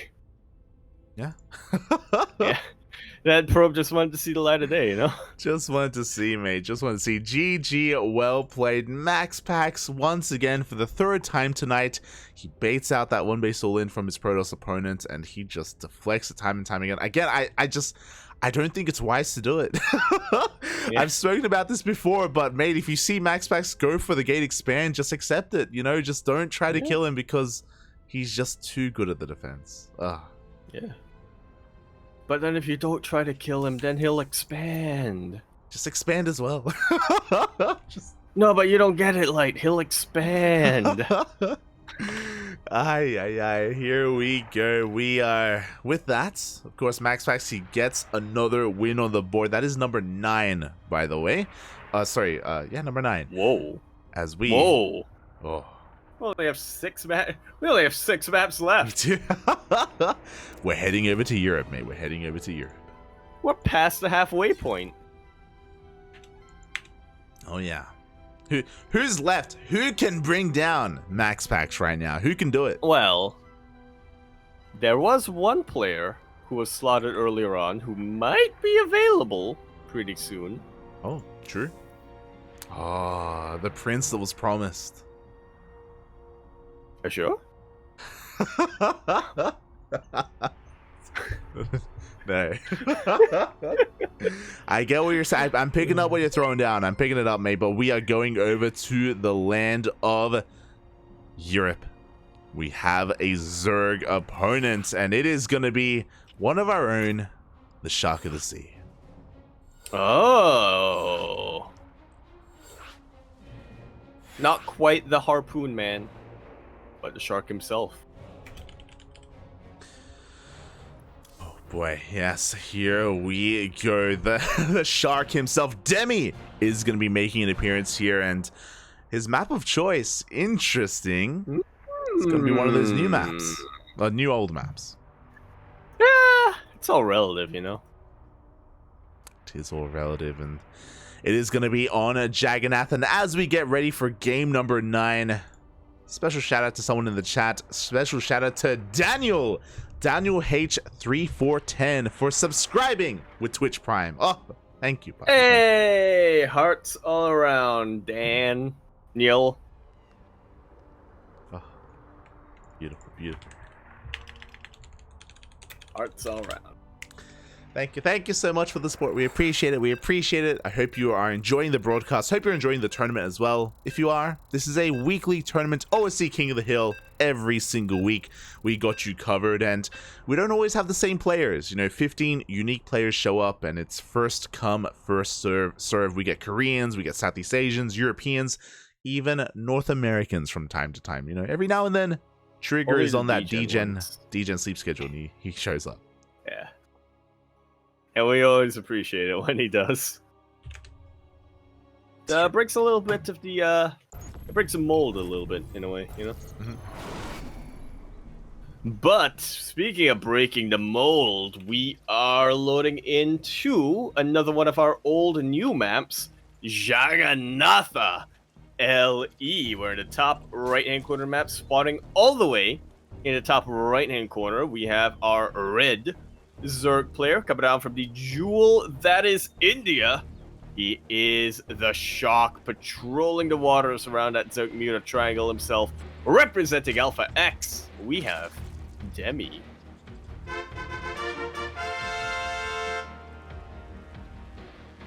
And spawning in the bottom left-hand corner of Jagannatha, we have his opponent. We have the Danish Protoss player representing Storm Gaming, currently on a 9-game win streak. The King of the Hill, it is MaxPax.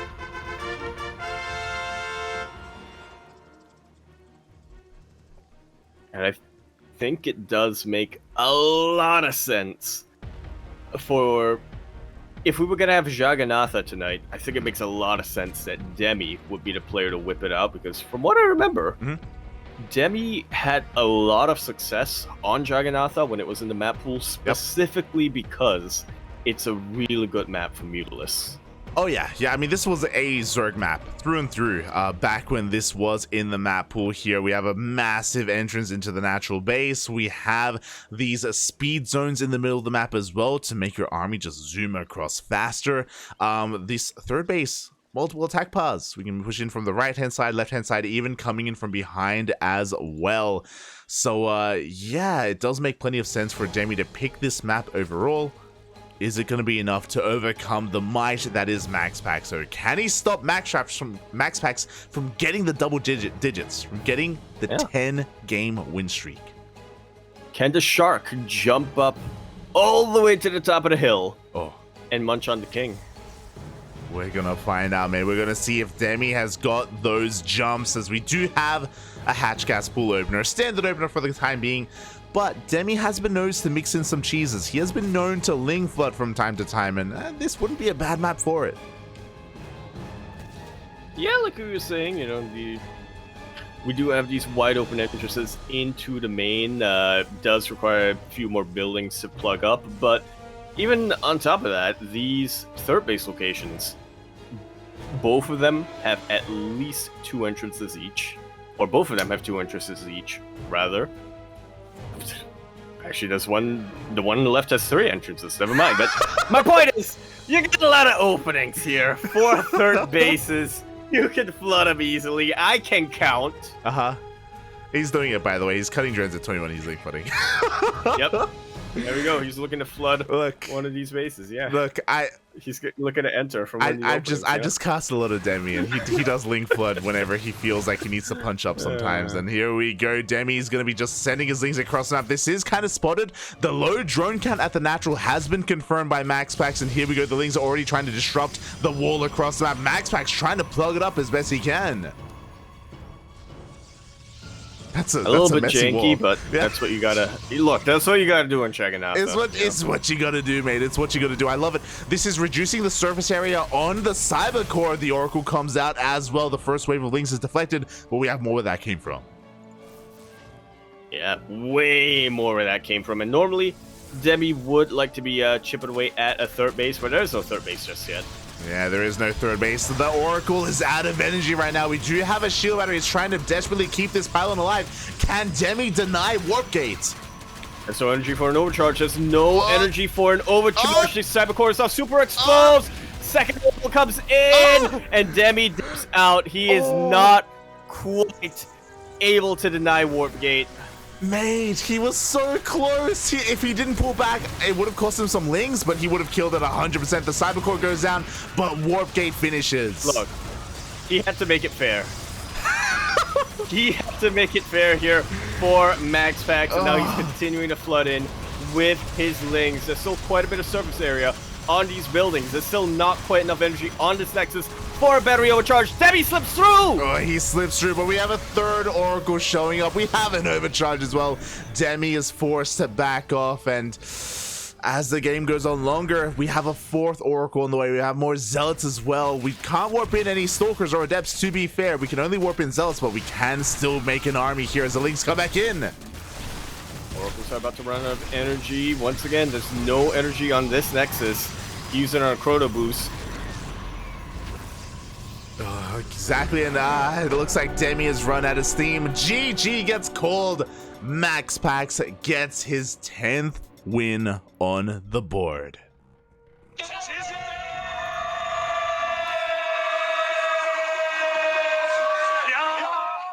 And with that, that's 100 King of the Hill wins here. Map wins for MaxPax.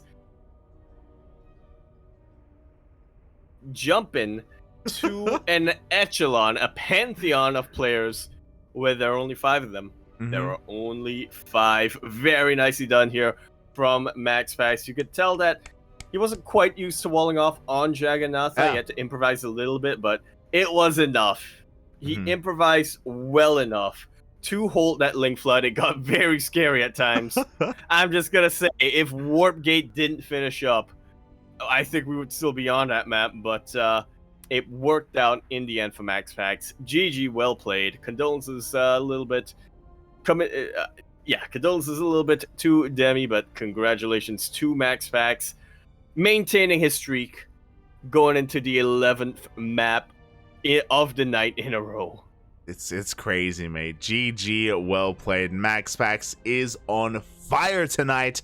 Despite the wealth of opponents that he's had, he just knocks them down one after another. As you mentioned, that is 100 career wins for MaxPax in OSC King of the Hill.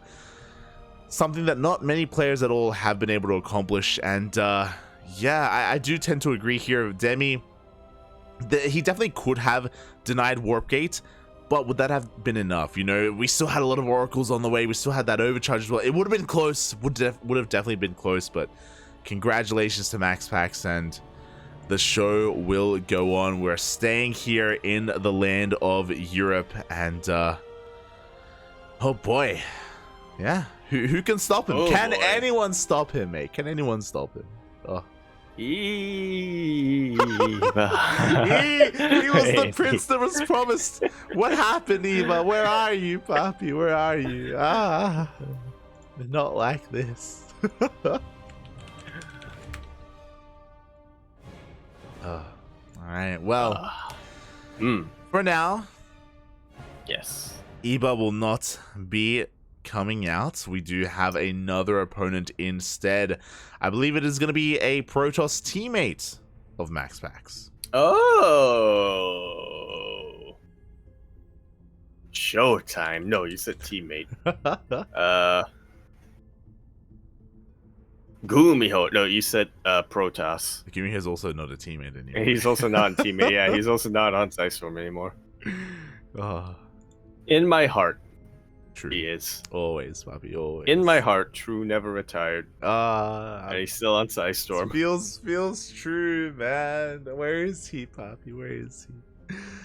Oh god, too soon, Poppy, too soon. Can you piece it together? Protoss on Psystorm Gaming. Can anyone in the chat guess who it is? Guess who we're talking about?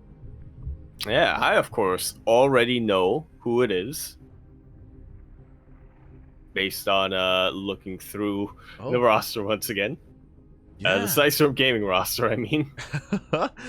Also, apparently it is going to be True's birthday today, or yesterday even, so there you go. Happy birthday, True. Happy birthday. Look at that. Happy birthday, Bang Tae-soo. Bang Tae-soo, let's go. BTS. BTS. Also, that entire game, as the links were flooding across the map, I had that Naruto theme song in my brain.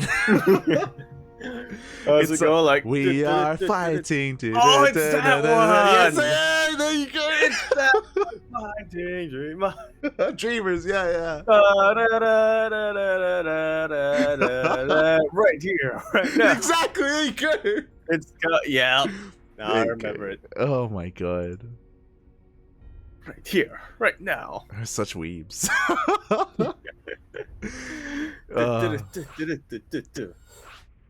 All right, here we go. The map has been chosen, and we had someone guess Geralt in the chat. Wouldn't have been a bad guess, but it is going to be MindelVK. Yeah, I actually thought it was going to be Geralt. You know, at the back of my mind, I was hoping a Dominus. Let's go. He's coming out from retirement. But, yeah, I would have expected Geralt instead of MindelVK, but even still. Yeah, I'll be honest. I'm excited to see, I'm excited to see what MindelVK, somebody who's a lot more familiar with MaxPax's style, who they practice against each other fairly often. I'm excited to see what he brings out here. I am as well, and to touch on what you just mentioned, I hope Geralt is okay. I haven't seen... Geralt used to be far more active in the online tournament scene. And this year, in 2023, he has been stepping back a little bit more. A lot of the Polish Protosses, Geralt and Art both. So, yeah, I hope that everything's okay with them. Hope they're continuing to improve and compete. Cause, I hope he still has the beard. That's true, he did. Last time we saw him, he shaved it. Yeah, I hope that we get to see more of them in the future, because I've been missing some of the Polish Protosses. Yeah, it's just Christianer now. We don't have the Polish Protoss players. We only have Polish Protoss player. But we shall see in the future, because for now, we're going to be jumping into Jagannatha LE. We're in the top right-hand corner of the map, starting all the way in that top right-hand corner. We have our blue Protoss player coming down from the land of Denmark, currently on a 10-map streak in today's edition of OSC King of the Hill. Representing Psystorm Gaming, PSG, we have MaxPax. And spawning in the bottom left-hand corner of Jagannatha, we have his opponent. We have his teammate, the orange Protoss player, also representing Psystorm Gaming. It is MindelVK.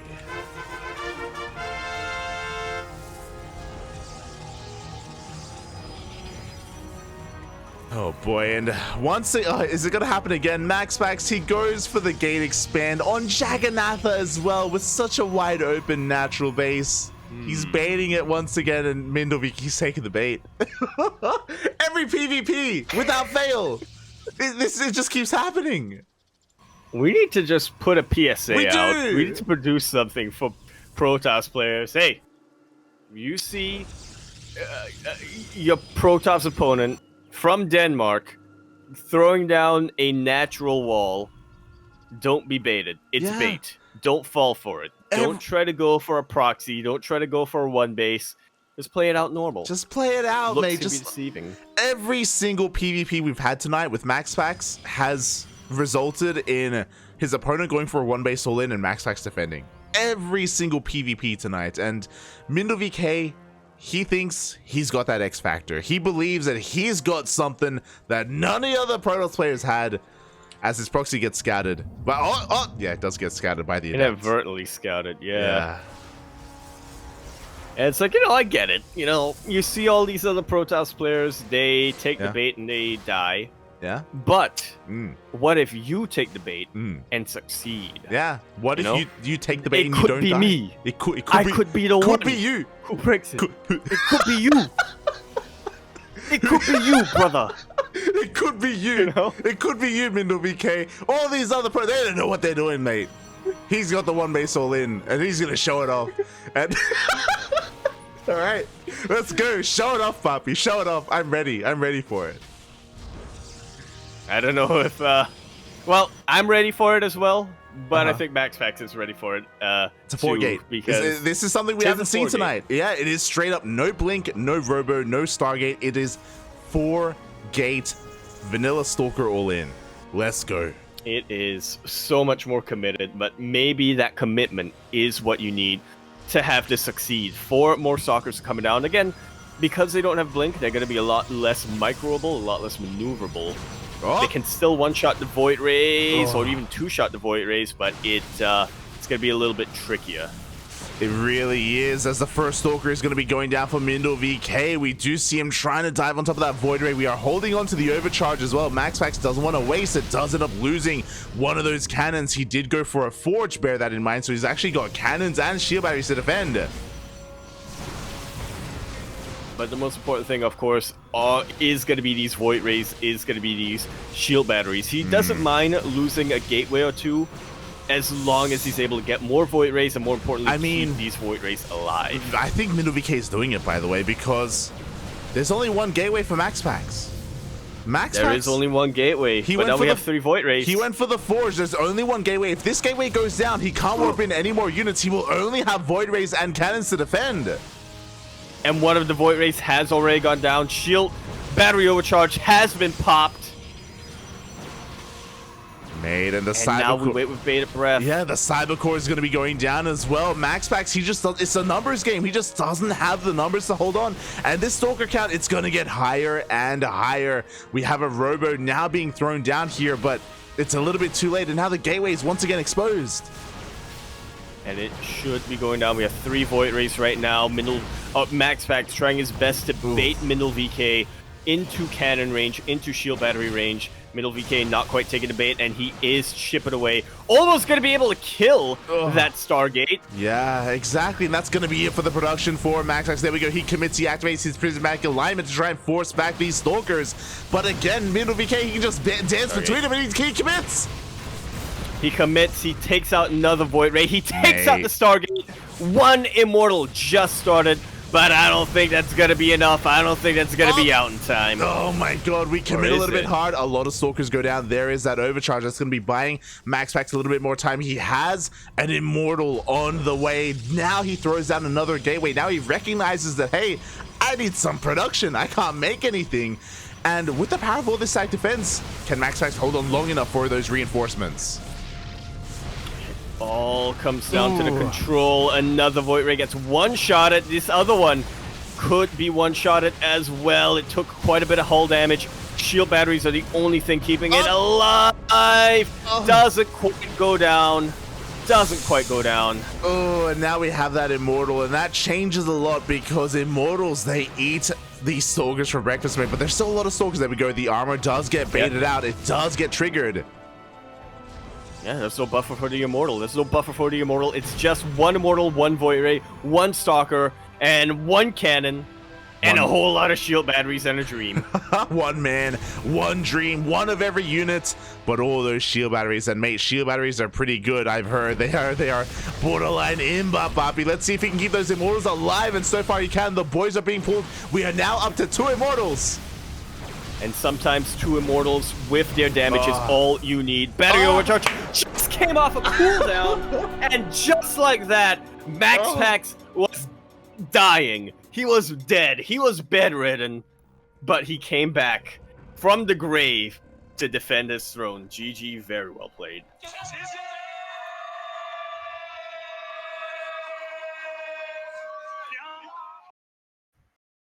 That was the closest anyone has gotten to dethroning MaxPax. MindelVK came out of nowhere. He could taste victory, mate. He was drawing blood from MaxPax like no one else has.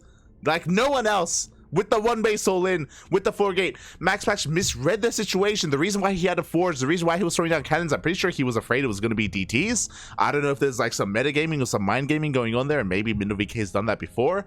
But that was kind of the worst case scenario for MaxPax. He had no production. He had 0 production for a while there. He had 2 units, and he defended somehow. That's all you need. Well, he had 2 units and 4 shield batteries. Shield batteries, yeah. Shield batteries, that's usually the answer. How did the Protoss do it? Yeah. Shield batteries. Shield batteries, mate. Yeah. Yeah, but yeah, honestly, very, very well held by MaxPax, but very, very well played by MindelVK as well. You know, we were kind of joking at the start of that game, you know, maybe MindelVK, you know, all these other Protoss players, he's the one. They got baited out. Maybe MindelVK will be the one. Maybe he's the fighting dreamer. I believed. For a split second, I believed when he had all those stalkers and was almost able to take out every Void Ray, but somehow MaxPax, on the verge of death, focused everything on just controlling his units, and that was enough. That was enough to have him defend, and now he's on an 11-game win streak. We have questions from the chat. Why is it that the previous maps weren't counted for MaxPax? It's because we lost count.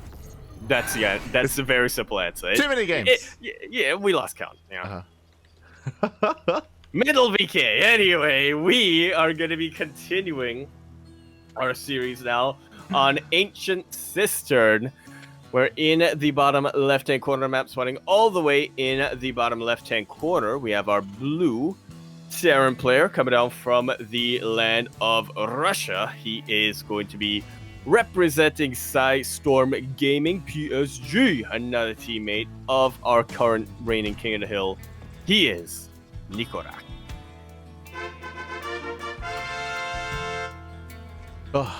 And spawning in the top right-hand corner of Ancient Cistern, we have his opponents. We have the King of the Hill, the Danish Protoss, the red Protoss representing Storm Gaming. It is MaxPax. And I did lose count at some point. I don't know. I think maybe I missed the 9th win. Maybe I think I went from 8 to 10. Look, regardless, he's now at 10, and a well-deserved 10 at that. He's crazy, Poppy. He's crazy. 10 out of 10.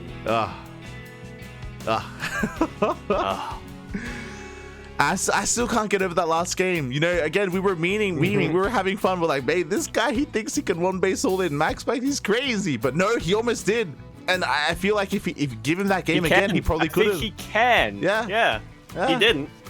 But he can. He has it in him. He should have. He's proved that he has the capability of 1 base all inning MaxPax. It just didn't quite work out for him in that last game. Yeah. I'm with you, Light.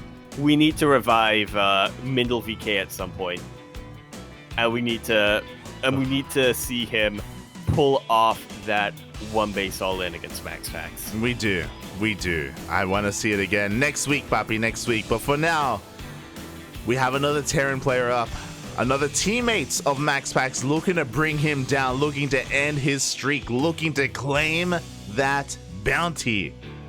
Can he do it? Nicoract, he's known for being more of a TVT sniper, but now he's doing something a little bit different. Mate, is he got a 3 racks? He has 2 racks at the moment. Now he has 3. I'm going to say he's got a 4 racks. Mate, why stop at 3? Just get a 4th, mate. Just keep going. Yeah. Just keep it going, mate. And then, you know, since you got a 4th, you might as well get a 5th. Before that happens, the first Zelda is going to rush across the map here to delay the CC on the low ground. A nice move from Nicoract. He does pull that SCV away. He's going to be dancing a little bit with this Zelda to try and finish this up as soon as possible across the map. He has that Reaper as well, looking to try and pick up some probes. A little bit of an awkward choke there for MaxPax. I guess he was a little preoccupied, but in the end, he is able to save the majority of his probes. No, does he get in? No, the wall! Mate, if he gets into the... He doesn't see everything. Oh my god, the beat! It goes up! It goes up. The depot goes up, but if we look at the vision of MaxPax, he did see the second racks being built. He can piece together that he's up against the 3 racks. Yeah, well, it's either a 3 racks or a... Well, yeah, it has to be a 3 racks. It can't be a factory expand, can it? Yeah, especially with the revelation. There we go. The shade comes in. He gets confirmation on the amount of raxes. He's fully aware of what Nicoract's opener, his build is. And just like that, yep, once again, it's not quite a 1-base all-in, but it's still a very aggressive opening from Nicoract. MaxPax, all he has to do is be a wall. Exactly, and we have a couple of options from here. MaxPax can rush into a bay and rush into Colossi, and it's also very important to be very aggressive on the map because look at the units lost tab. We've already lost 5 Marines. Every Marine that goes down is going to make this 2-base push that much weaker, and we are banking up so much into this 2-base push. It's going to be a timing here with +1 attack as well, and it's already been scouted. Like, it's going to be so much more difficult for Nicoract to pull off. Yeah, but not impossible. If he is able to position his bio units well enough, if he finds the 1 second where Stim, the 1 second window where Stim will actually, you know, win you the game. I want to believe in Nicoract. I want to believe as well, but MaxPax behind this. We do have Blink on the way. We have 4 gate Blink Stalkers as well. This is ideal. This 3 racks build from Nicoract, ideally it goes up against a Stargate opener, and on a map like Ancient Cistern, I'm sure he was hoping for a Stargate opener because Phoenixes do terribly against Mass Marine, but MaxPax is responding so well to this, and with his own aggression, you know, there's no tanks to stop this, you know, there's only Marines, and Stim is not even done, it's halfway there. Yeah. And even if you were to Stim, you don't want to be popping that Stim prematurely. You only have 1, you don't have medevacs, you can't really afford to use it willy-nilly. Yeah, exactly, and we do have Blink, we have the War Prism Micro as well. A lot of Marines are going to be going down. The control from MaxPax, oh my god. Oh, very well executed from MaxPax. Mate. Naked around with his Warp Prism to ensure that he never takes a hit. Mate, look at he didn't lose a single Stalker there. Wait, what? he didn't lose a single Stalker, mate. That was crazy. Oh my god, and now he's going in once again, and it looks like now that we have Stim, MaxPax, he has to respect that a little bit more. Then we go, finally some Stalkers are going to be falling. Yeah, the very fact that he was able to force a Stim out, though, is already a victory here for MaxPax. He knows with that Stim, you can't push out across the map. I have the map control. I'm going to take a 3rd base. Yeah, he's taking a 3rd. I mean, so many Marines have already fallen at this point. Like, any kind of timing that Nicoract wanted to hit is no longer possible. We do see MaxPax even picking up a couple of these SCVs in the main.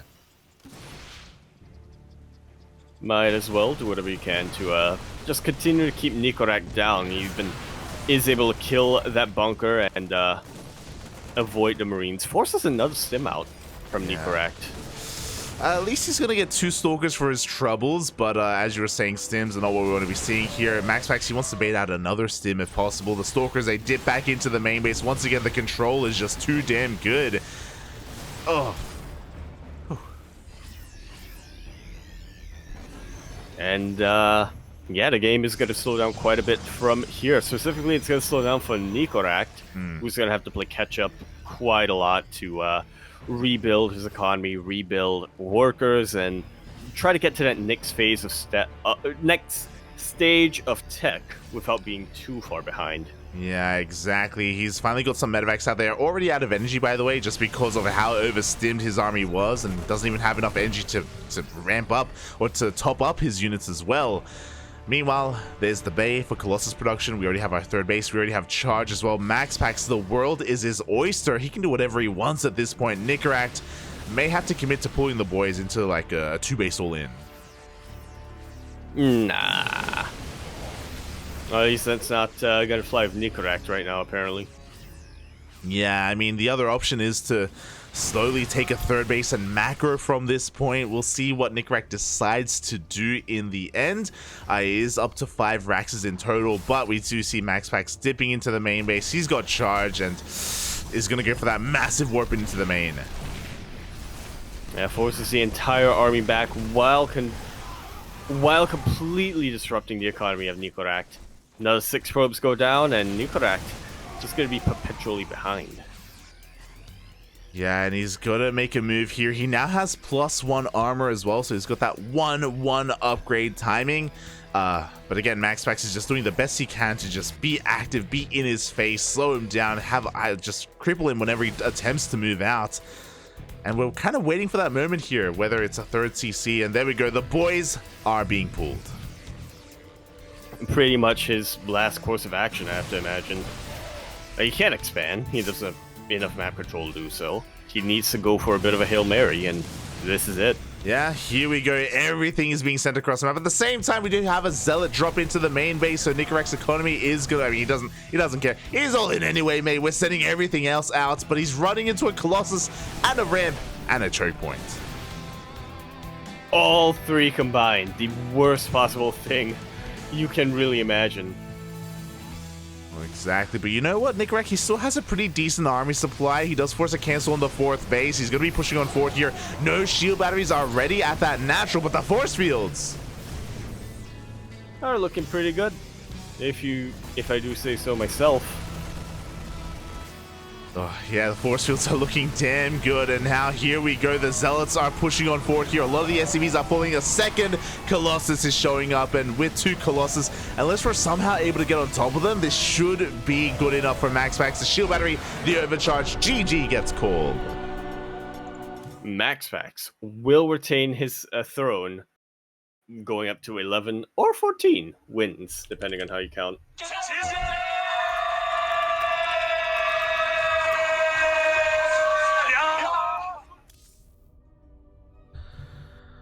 GG, well played. Nicoract trying to whip out more of an old school build, the 3 racks, and you know, it can do quite well, but I think it was a bit of a gamble. I think he was hoping for a different opener from MaxPax against 4-gate Blinkstalker. We saw how dominant MaxPax was looking there in that game. That was really impressive from our Protoss. Yeah. Very, very much so. It was not quite his usual line of defense of, just holding at his base, but you kind of do have to be a little bit more active in your defense when you are in a PvT, don't you? Oh yeah, definitely. It's it can be quite difficult to watch even in that TVP. Like, we kind of saw the writing on the wall from an early point, and it's just really difficult to recover from that, especially once you get scattered early on and once you have your Protoss opponent in your face. And with that, MaxPax takes another win here. This time, taking an 11th win, putting it under his belt, and yeah, we're kind of working our way through the bracket here. We only have a couple games left. Yeah, we're on game 12. 12? Yeah. We are on game 12, and we're going to be featuring another player. Another Zerg player is going to be stepping up here. Wayne had his chance, YoungYakov, Demi, but now we have a Ukrainian Zerg player. Yeah. A Ukrainian wise Zerg player. Who is on the other side of the map, but right now we are going to be located on Ancient Cistern over in the bottom left-hand corner of the map, starting all the way in that bottom left-hand side. We have our blue Protoss player coming out from the land of Denmark. He is going to be representing his team, Storm Gaming PSG. He is MaxPax. And spawning in the top right-hand corner of Ancient Sister, and we have his opponent. We have the Ukrainian Zerg player representing Berserker Esports. It is DIMAGA.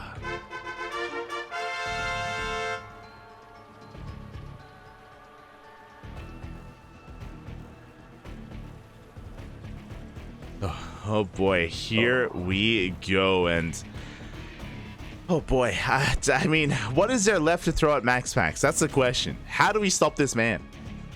How do we bring him down? Well, okay, so I know it hasn't worked yet, but I think if the next Protoss player goes for one base all-in, I think they could be the one. At some point, it's gonna work. It's gonna happen, right? It's gonna... Yeah. It's just math at that point. It's just probability, you know? Just gotta bang on that typewriter over and over and over again. Eventually, you know? Get something. There you go, mate. There you go. It has to be a Protoss. I mean, I believe in DIMAGA. The issue being here, I say this every time we cast DIMAGA. He has been around for a while. He's a veteran of the scene. He's typically a very safe player as well, but he's not really, doesn't really have the most sound late game here. And if MaxPax is able to take advantage of this map and survive that long, I do think that he will have the advantage. Prior to that though, MaxPax can hit, DIMAGA can hit some pretty powerful roach timing. So we'll see if he is able to catch MaxPax off guard with something like that. Yeah, I was going to say, in a lot of recent matches that I've seen from DIMAGA, particularly in the team leagues, I've seen it happen time and time again where he goes for early roach timings. He's able to contain his opponent on 3 bases or something like that, and have complete control of the map. Like, he really looks like he's in a dominating position. But then somehow his opponent just survives long enough to, I don't know, get a Fleet Beacon or a Ghost Academy. Well, or I guess not necessarily Ghost Academy for Terran, but or like a Hive for Zerg. And then all of a sudden, the tables turn so dramatically, so drastically. Yeah, and a lot of it does come down to DIMAGA's drone count as well. He isn't typically one to take advantage of his economy and go for all these expansions and drone up to 80 or even 85.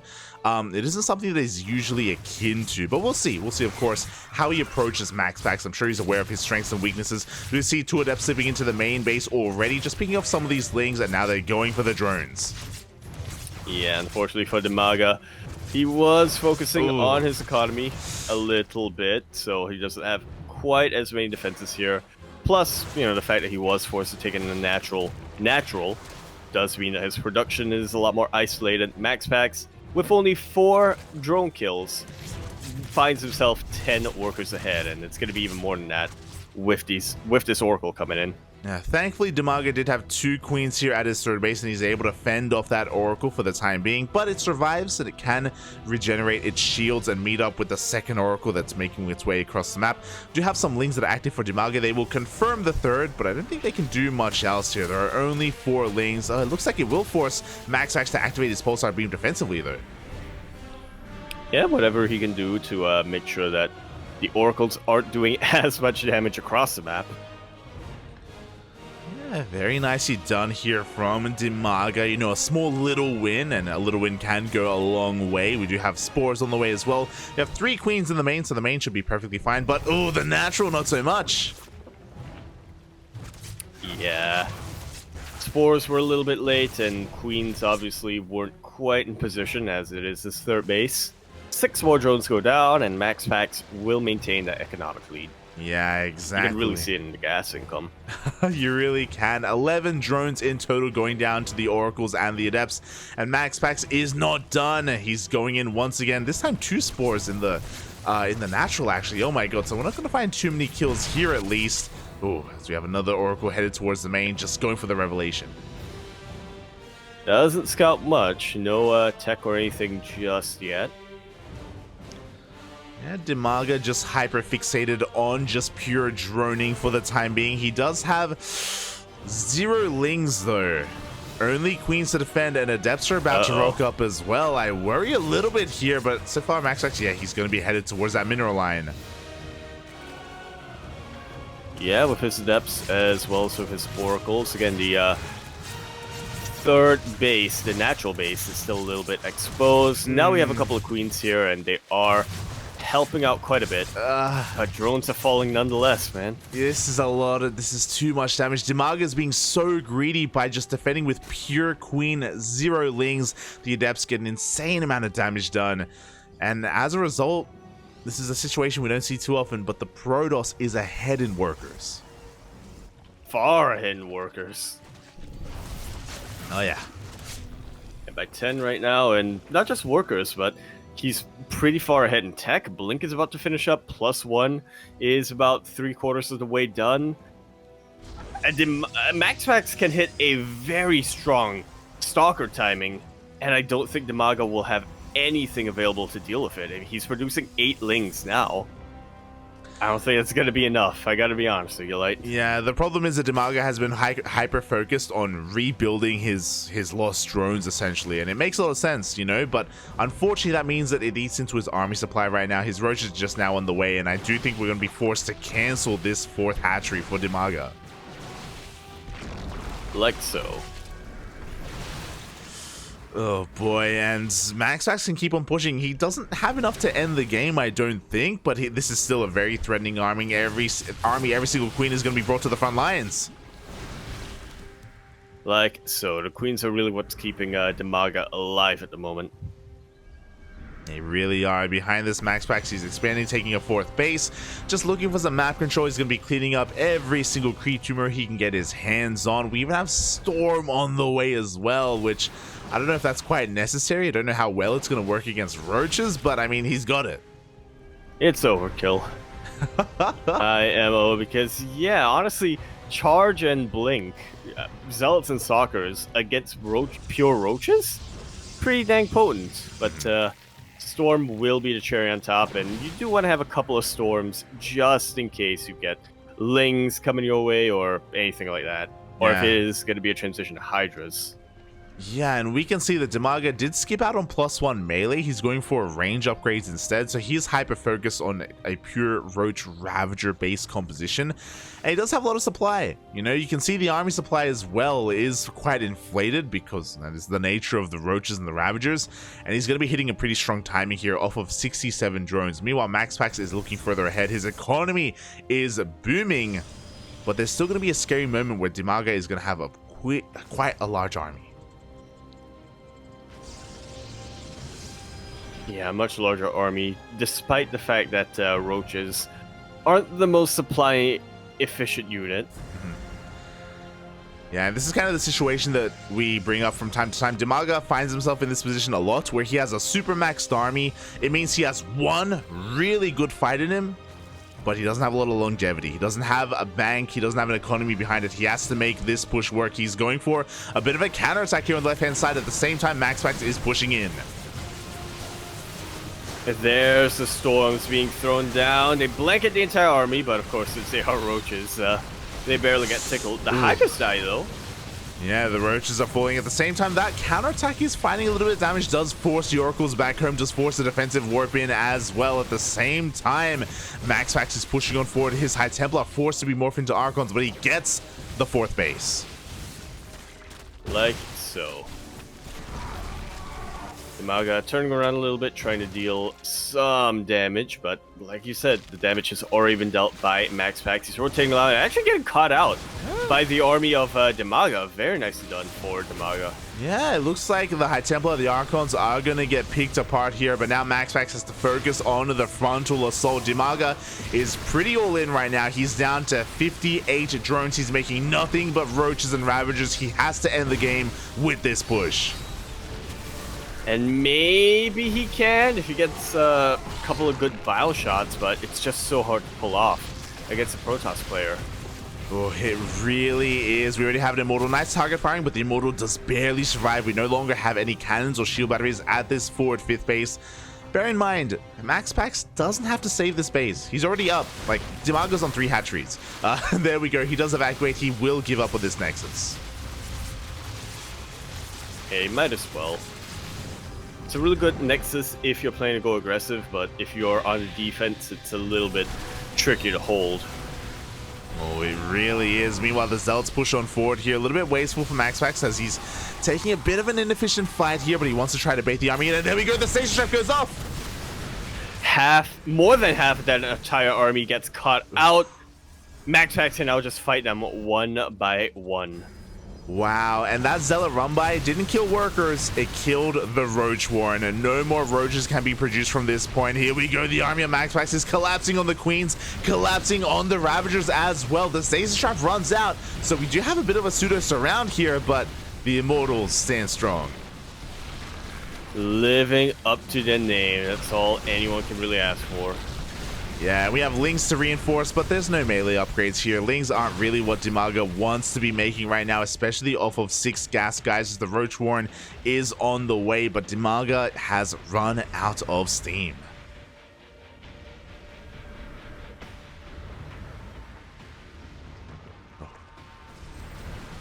Yeah. DIMAGA trying desperately to do whatever he can to stem the tide of Protoss coming his way, but we got 4 Immortals for MaxPax. 4 Immortals, a bunch of Archons. Maybe if somehow, you know, all these high-tech units got cut out from the rest of the army and taken out one by one, and then I could see DIMAGA turn this game around, but I can't really picture that happening with the control that MaxPax has and with the unit composition that he's built up. Yeah, even there, MaxPax, his Immortals were left exposed. DIMAGA had an opportunity, but he just doesn't have the numbers. He just doesn't have the army supply right now to tango with what MaxPax has. The Lings get eviscerated. The Roach Warren has been rebuilt, and DIMAGA can now resume Roach production. He's going for a counterattack as we speak, but I don't even think a base trade will work at this point. I mean, we can always recall, and MaxPax, he just turns around. Yeah, I mean, it's a map that's so short that you don't really need a recall except for really extreme scenarios. So Roach Army's gonna get cleared out with not too much difficulty. GG is called, and MaxPax will maintain that streak now for 12 maps in a row.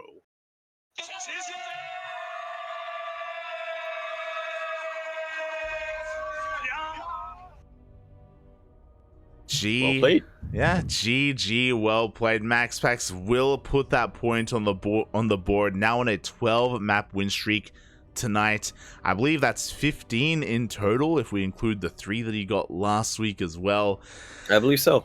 Oh, that is a lot of wins here, and there's only 3 matches left to try and bring him down, and oh boy, I don't know if it's possible anymore, mate. I don't know, Papi. I don't know. We've been through it all. Anything's possible, except for beating MaxPax. Aye. But as we do prepare here for our next game, we do also have a sub in available as well. I know, Yaku, it's getting quite late in the land of Singapore. It's getting. We're getting there. It's not even midnight yet. You know? Oh god, it's not even. Yeah, true. Oh god. But are you good to continue, or I mean, Kuro's available if we needed her to jump in. I might need Kuro to jump in, just for a little bit. Oh, good, mate. Oh, good. So thank you so much for joining us, Yaku. I know we don't get to cast too often anymore. I know you've been really busy with studies and really been busy with crab raiding. Being a crab. Yeah. Yes. Oh, God. But thank you so much for jumping on whenever you can. I always appreciate it. And yeah, thank you. Thank you. It was my pleasure at these King of the Hill events. I love the variation coming out in these events. Mm-hmm. And I love the narrative that we can always construct. MaxPax, he's unstoppable. Mm-hmm. He is unstoppable tonight. Can Except he? for potentially 3 more players. Exactly. We're here to find out. So again, I hope everyone give a massive shout out to Yaku here for joining me tonight. And, I'm sure Yaku will be available to join me, in the coming days, in the coming weeks for some more StarCraft as well. Check out Yaku on his own Twitch channel, twitch.tv/Yakuzaku1, where you'll tune into him, maybe playing some more crabs. Maybe, potentially. I have been playing a lot of that in the past few days off stream. Oh boy, is it that addicting? Oh my god. I have 13 hours in over 3 days. Oh my god, beautiful. So be sure to tune into some of those Yaku streams. Oh boy, as we're gonna be getting ready for the rest of our up and coming games. Only 3 left anyway, so thank you for joining me for the majority of it. I appreciate it. My pleasure. I will see you all soon, TM. Bye. Bye. Buenas noches, papi. Buenas noches. And Buenos. With that, of course, I am not going to be alone here. I'm going to be joined by another CranKy Duckling member, as again, it is getting quite late in land of Singapore. It is 2 a.m. here. 2 a.m. in Australia. It's getting late, Bobby. It's getting late. But it's not late where this duckling is. Welcome, everyone, to the casting jersey herself, Kuro. What do you mean? It's so late. It's already almost 6 p.m. This is late for our standards. True. Aye. And you're coming in just in time for the King of the Sea. Nice. Mio, teach me how to play. I need some good Mio builds. I'm really lacking in terms of some, very fancy Hydra-related builds. There we go. I mean, that should be what we're getting right here, right now. We have the best player in all of Southeast Asia, the King of the Sea, going to be looking to dethrone the Prince of Denmark. If anyone can do it, it's going to be MaxPax. We've seen so many come and fall. We've seen these one-base all-in. We've seen Jesus. We've seen macro play out of QuanTa as well. Nothing seems to be working. We need something a little bit different, a little bit quirky. To be fair, my question is, how much does MaxPax know about Mio? Because we keep saying how these players don't really know Mio, but I mean, maybe this has changed by now. But we'll talk about that in a second. Because apparently, we are witnessing the last Sea King spawning in the top right corner of Jagannatha, the red Zerg. It is MeomaikA. And spawning in the bottom left-hand corner of Jagannatha, we have the Danish Protoss player himself representing Sidestorm Gaming. It is MaxPax. But yeah, what do you think? Do you think MaxPax knows MeomaikA by now? Yes. I mean, it helps that they probably faced each other before in OSC King of the Hill or in other these weekly tournaments, but especially after MeomaikA's DreamHack run in Valencia last year, he came up on a lot of the Europeans' radar, and they did kind of come together. The European cabal came together of Protosses, and especially after MeomaikA took down Hearthstone, if you remember. That was a pretty momentous occasion. They were all kind of theory crafting about how to play against Mio. Yeah, I remember people started joking that like it used to be the Oceania and rest of Asia region, and then it became Oceania, rest of Asia, and Mio. like they would specify MeomaikA, because they would recognize him now. Yeah, I mean, Mio, he can go toe to toe with the best of them. He can he's taken down Maru before, he's taken down Hearthstone, he's taken down every kind of player you can imagine. So he's very unique in that way, and he has such unique play style and outlook on the game, and it can be really tricky to play against if you don't have first-hand experience. And that's the thing, right? MaxPax, you may have heard from Hearthstone, from Goblin, from some of these other European Protosses, but can he put that into practice? And MeomaikA, he doesn't necessarily play the same all the time. He has his own changes, his own adaptations that he does throughout the year, throughout his time playing. Yeah, definitely. By the way, you should totally put his name on the thingy. Just saying. Yeah, as the things are trying as these things are trying to get into the wall, but MaxPax is on top of that, so they won't be able to get anything done, but they do pull out that adept away. Yeah, you know, the Lings dip on in. We do see a pull first opener from MeomaikA as well, so that did force a bit of a reaction out of MaxPax, and oh, he is reacting quite hard here. He's actually going for a 3-gate opening. I mean, to be fair, like, you can never be, like overly careful with MeomaikA because you never know what he's gonna pull off, but at the same time, he's gonna, like, you know, make you do those things, even though in the end you didn't actually need them and you end up behind.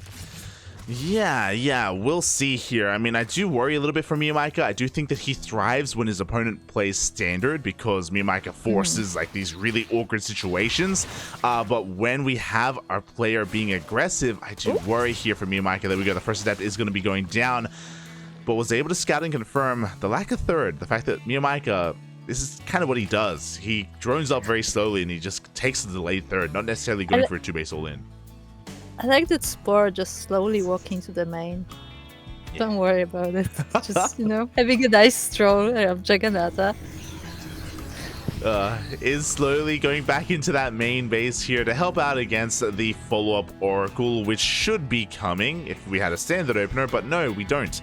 We have a Twilight Council and a Robo instead, so MaxPax is going to be hyper-aggressive here with a Gateway army. He pulled out a gas. This should be for Glaives. Yeah, so we will be having slightly different opening. We'll see if Mio can predict what's happening. I mean, he will see these adepts coming his way, and this is a lot of adepts for this point in the game. It's a lot of adepts, but we also have a lot of Lings available for MeomaikA. He's going to be going for the surround. We do see the adepts commit to the shade, once again confirming the lack of a third base. Roach Warren on the way as well. MeomaikA going for Ling Roach, going for his own aggression here, and MaxPax, it may not be the wisest choice to commit to just warping in adepts across the map. Yeah, in the end, it may just work out for Mio with the roaches being already on the way, and I mean, the Glaives are still gonna finish, but we'll see if MaxPax can actually get something done with these adepts, because a lot of them are already damaged. Yeah, we shall see here. I mean, again, I do think it's wise if MaxPax stays at home because MeomaikA is going for an all-in right now. Lings, Roaches, and Ravagers. The Lings are about to rock up, and they are going to confirm all the adepts. Yeah, that is a lot of adepts, actually. And there is a Dark Shrine behind this as well, so MeomaikA has to be careful about that. He does have those spores, if you remember, so his bases should be safe. But I don't know about the main army. That's the thing, right? There is no lair, so DTs are going to be amazing defensively, even if MeomaikA crushes the adepts, and if he goes across the map, only a handful of DTs are required to defend in the end. So, yeah, I know we think about them a lot as aggressive units, but defensively, they also have their role. Oh yeah, definitely. And these Lings will try to surround the right in this speed zone, actually, but they don't manage to take down the adepts, and the Ravagers are now being sniped. Yeah, so many Lings go down, Ravagers as well. We do see commitment into the shade. MaxPax is going in towards that natural base, and there's barely any drones to begin with. He's just trading so efficiently against these Lings. Yeah, the adepts are just shading right into the main. There is only this queen to protect the drones, and the queen will be going down. The adepts will be taking down the drones as well, and they are already shading out, so Mio can't even keep up with this army. Yeah, these adepts have just done far too much damage already. MeomaikA is down to 27 drones, just now working on his third hatchery as well. MaxPax is miles ahead economically, and he's going to be fine army-wise as well, just because we've lost so many Lings. Yeah, he sacrifices all of these adepts, but I mean, the damage has been done. GG is called. And MaxPax continues his win streak. He's undefeated today. GG, well played. MaxPax turning the tables on MeomaikA, just being aggressive with his own Glaive adepts. And MeomaikA wasn't able to get into his own all-in. Again, MeomaikA usually thrives when his opponent is playing standard, but MaxPax, you know, anything but. Yeah.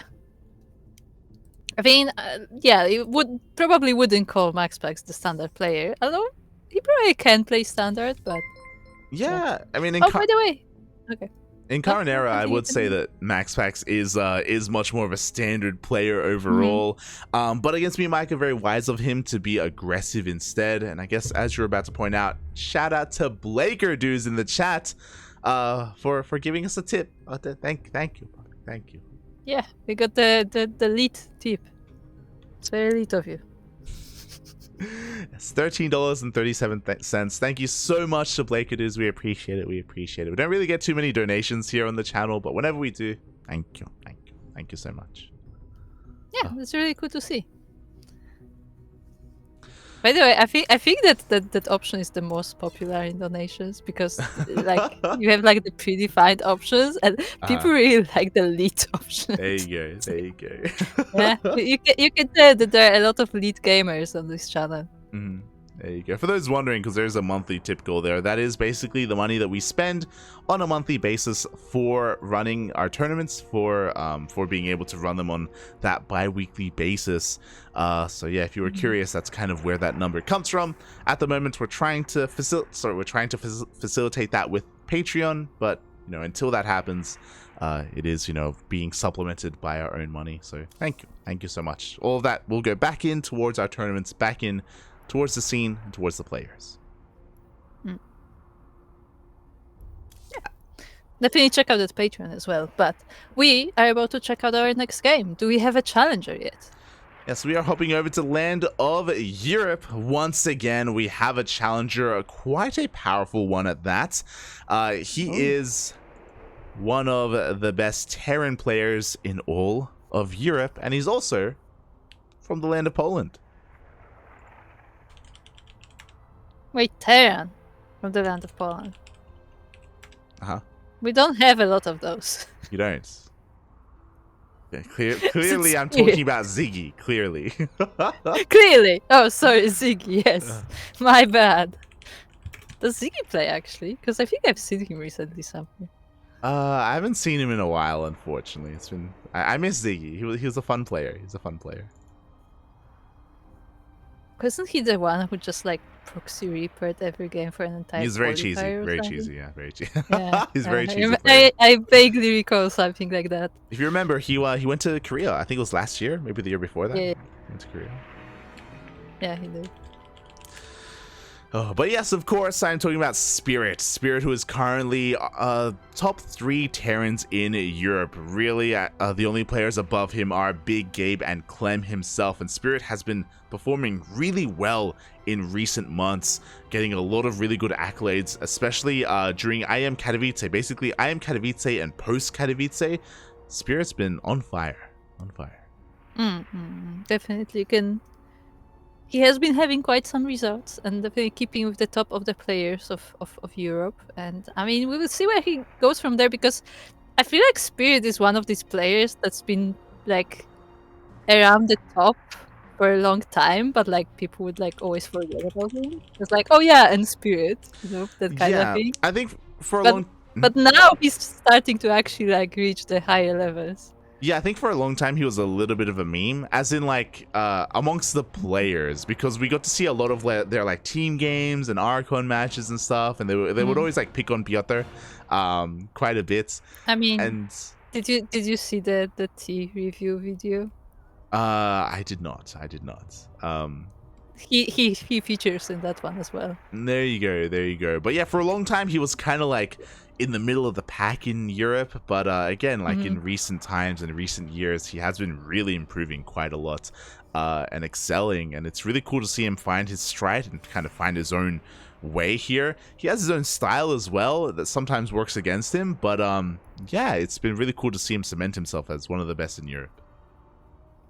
Yeah, definitely. And I mean, it will take at least one of the best in Europe to take MaxPax on his current win streak. So we will see if Spirit has the power to do it today. Yeah, honestly, like he's a pretty good contender. Pretty powerful contender here as we are loading on in. The map of choice is gonna be Lightshade. Oh, it's gonna be a boost because he's on Lightshade and his team is Starlight Twinkle. There you go. So, you know, Starlight, Light. So it's and Light is casting. Light is casting. It's everything. I remember we were trying to make some meme with Lightshade, with like light throwing shade and stuff. That was a thing. It did not work. But anyway, we are now loaded into Lightshade LE. I haven't seen this map in a while, but we now see a Terran player, the red Terran player, in the top left corner, representing Starlight Twinkle and Poland. It is Spirit. And spawning in the bottom right-hand corner, we have the King of the Hill for the entire tournament this week. 13 wins under his belt. 13 victims, 13 unique players have failed to bring him down. Is his opponent any different? We have the Danish Protoss representing Sidestorm Gaming, MaxPax.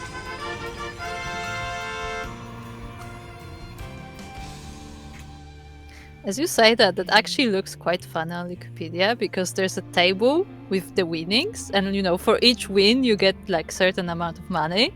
And today in the table there's MaxPax, and then there's just a row of players all with 0. It's kind of sad.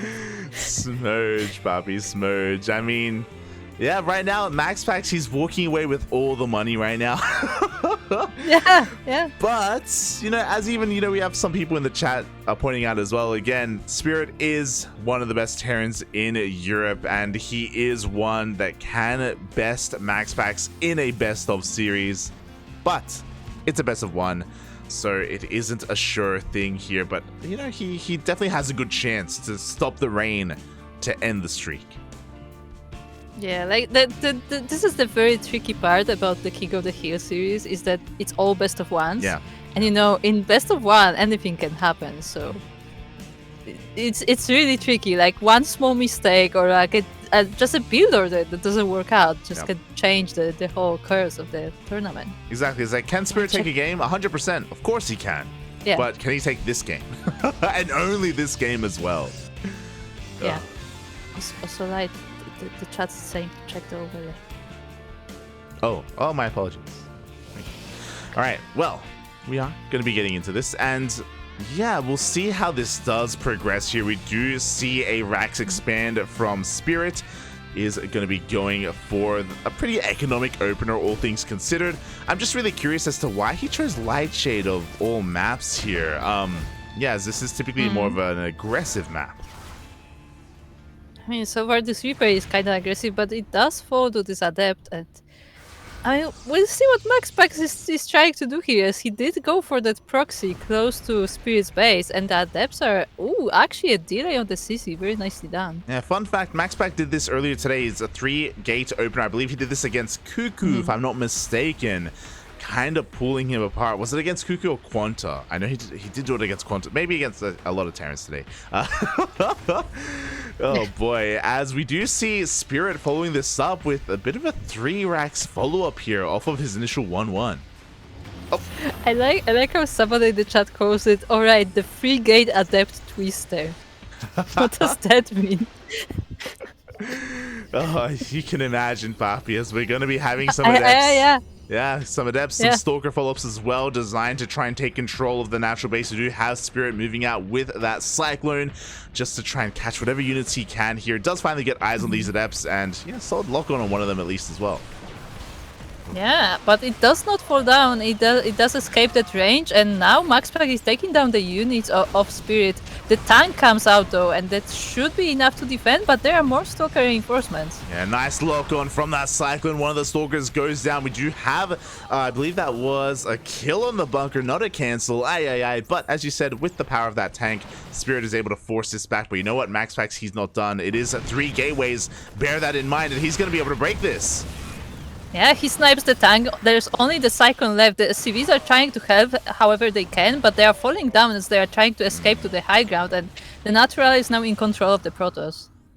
It really is, and MaxPax doesn't have to press this. He doesn't have to push up the ramp. Taking control of the Natural is all he needs to do, and this is already so much damage done to the Terran player behind this. It's not like MaxPax is all in by any means. He did have a delay on his Twilight Council in favor of this build, but it is slowly on the way. Blink is being produced. Yeah, Blink is being produced. He does have his natural saturator as well, so he definitely like the economy will be just amazing for MaxPax, and he's gonna snipe that Cyclone as well. Maybe even a tank. Oh my god, a bit of a greedy move. Nice target firing here by Spirit as well, focusing down the Stalkers a little bit further away instead. And sure, he got a tank, but it cost him, what was that, 5 Stalkers?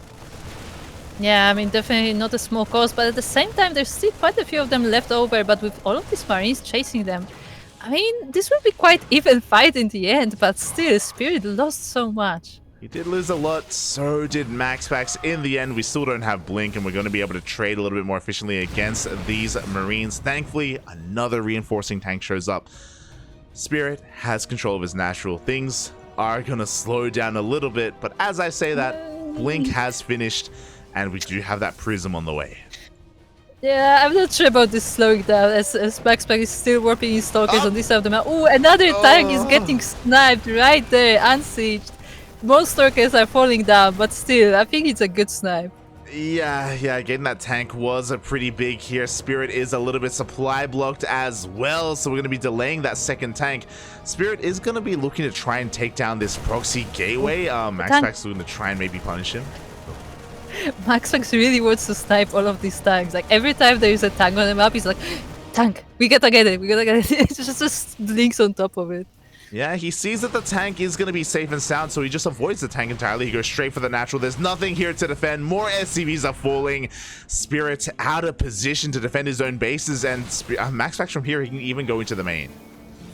Yeah, now he has the warpies, he has the, he has the warping point, he has the transport if he ever needs it, he has the blink, and the Marines are not so scary anymore. Yeah, and again, they still don't have blink. They do get another Stalker for their troubles, though, and Spirit just really wants to move out. He's lost so many tanks this game. He's lost 3 tanks already, and he may be forced to turn around once again because that Prism is still threatening his main base. But Spirit commits, and he will be moving to the other side of the map, meeting with his Stalkers in the middle, actually, but there's not a big force from the Protoss right now.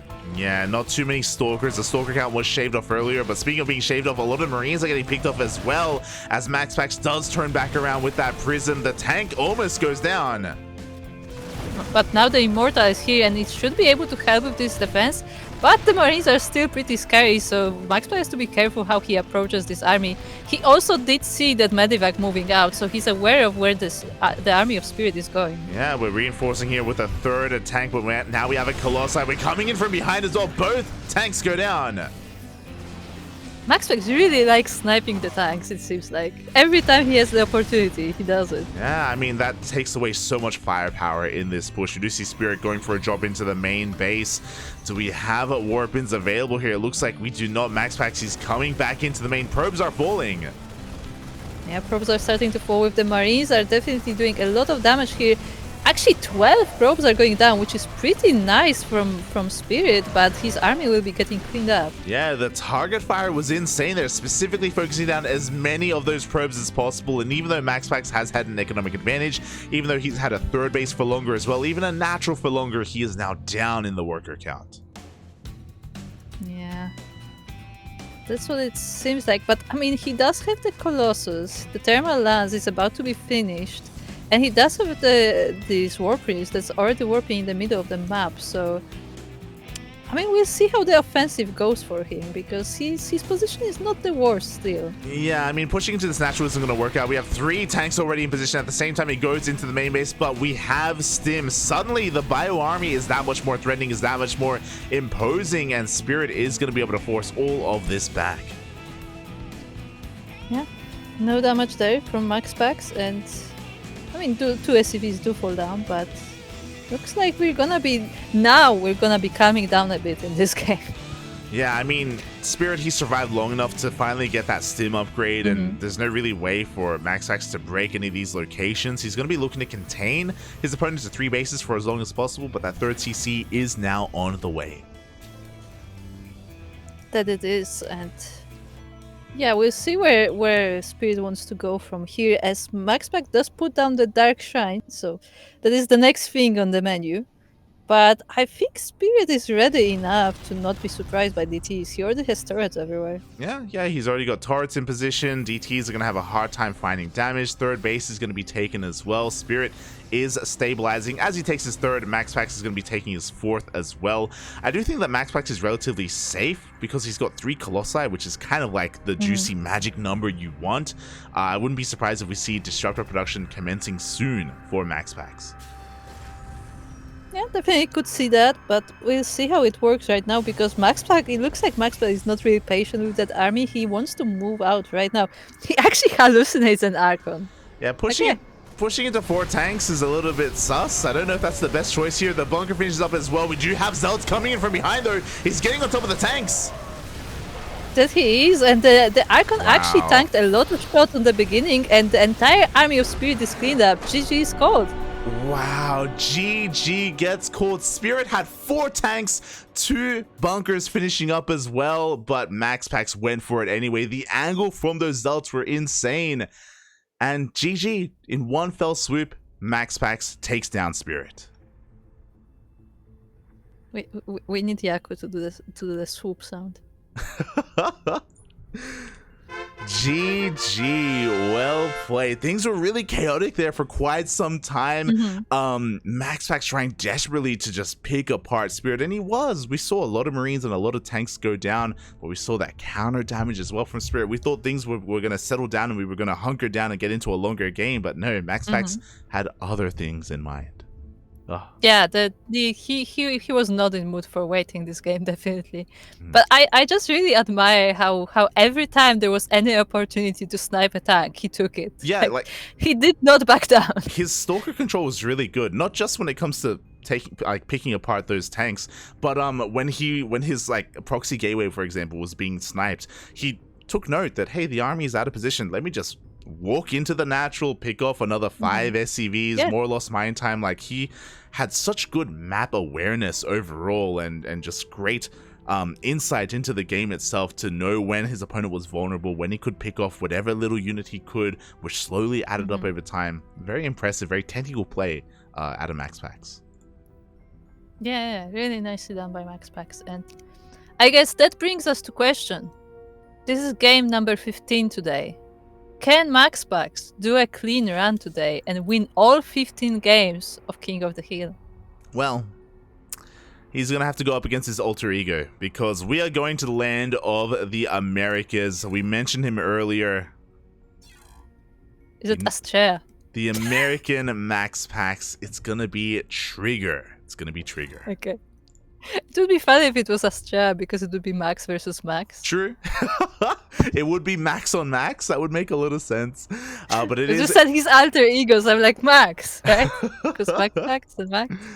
I get it. But yes, it is going to be Trigger, the Canadian Protoss player.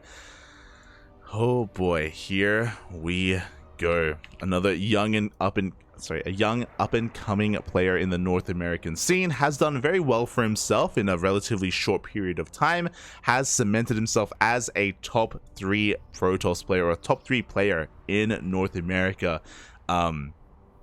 Just under Neeb, just under Astrea. Oh. Yeah, definitely. Trigger has been definitely up there, and he's one of those players that reached the top like quite fast. Like he only like just appeared in the scene and like he was suddenly at the top.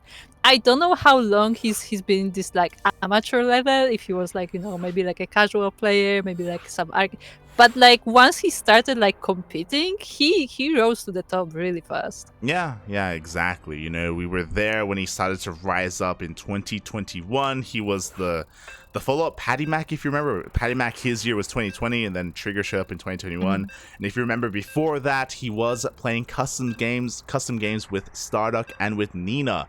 They're all good friends before Trigger. Before Trigger was competing.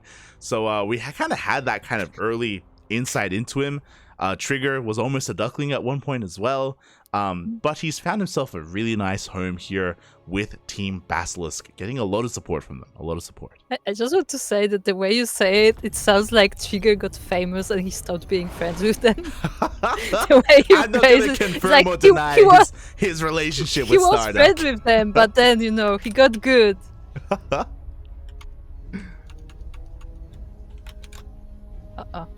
Hold on. My game just broke on me.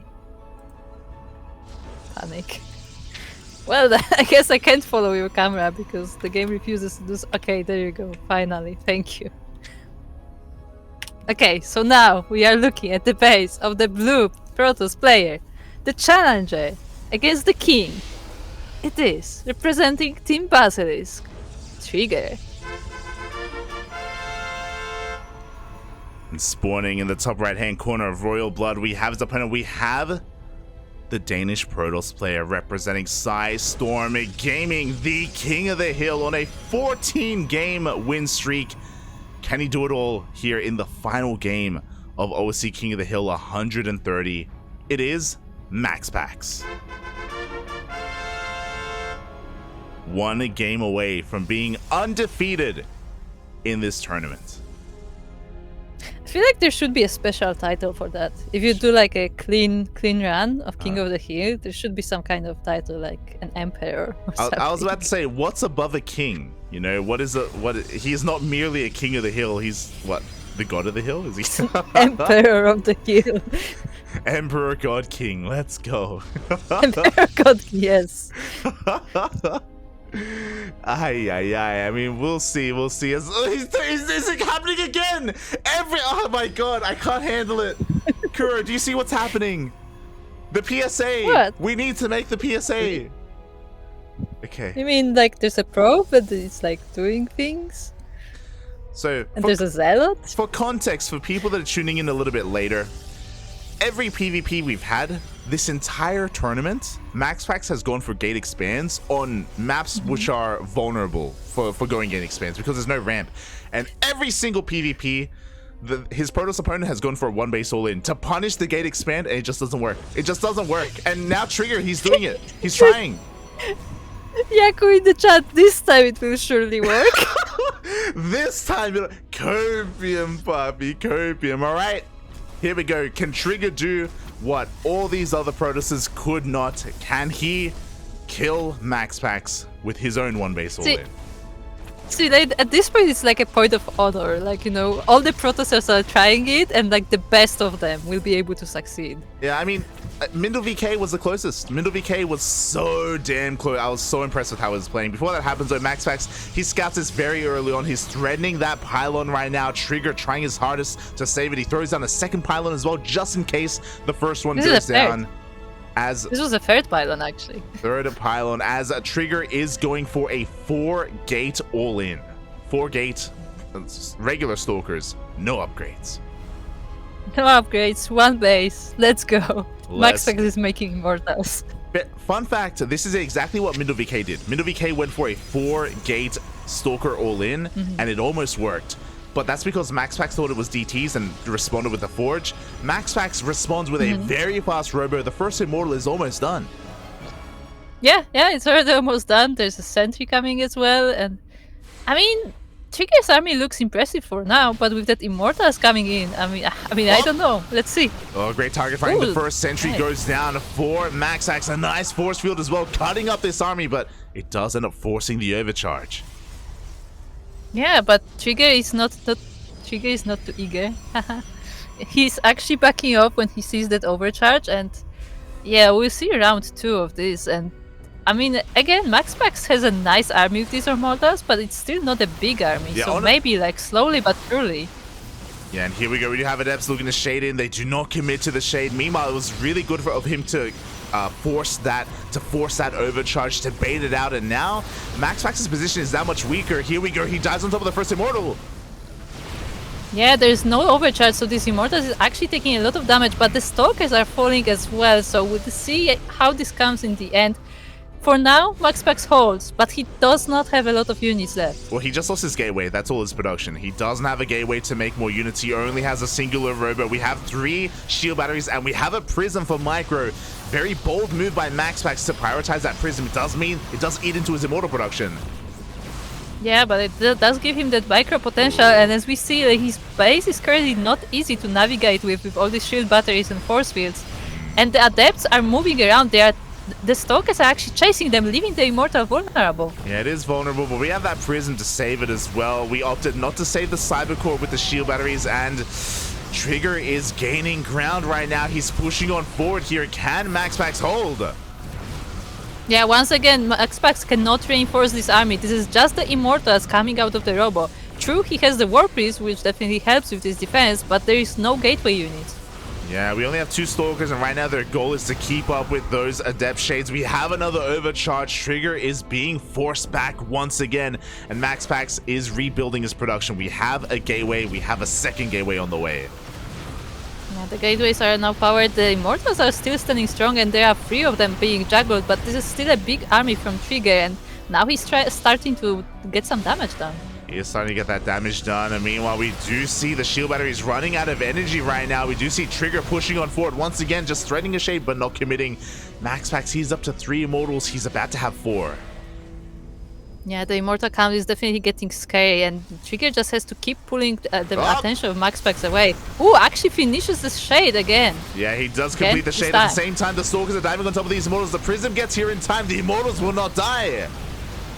Yeah, this one Immortal is... Ooh, actually the War Priest goes down together with the Immortal inside it, but this is not a lot of Stalker left for Trigger. That cost a lot of Adepts and a lot of Stalkers from a Trigger. Was it worth it in the end? It was a huge pickoff, but it was a costly pickoff. Yeah, he's still trying to shade in, but now he only has 2 Adepts, and there are still 3 Immortals standing.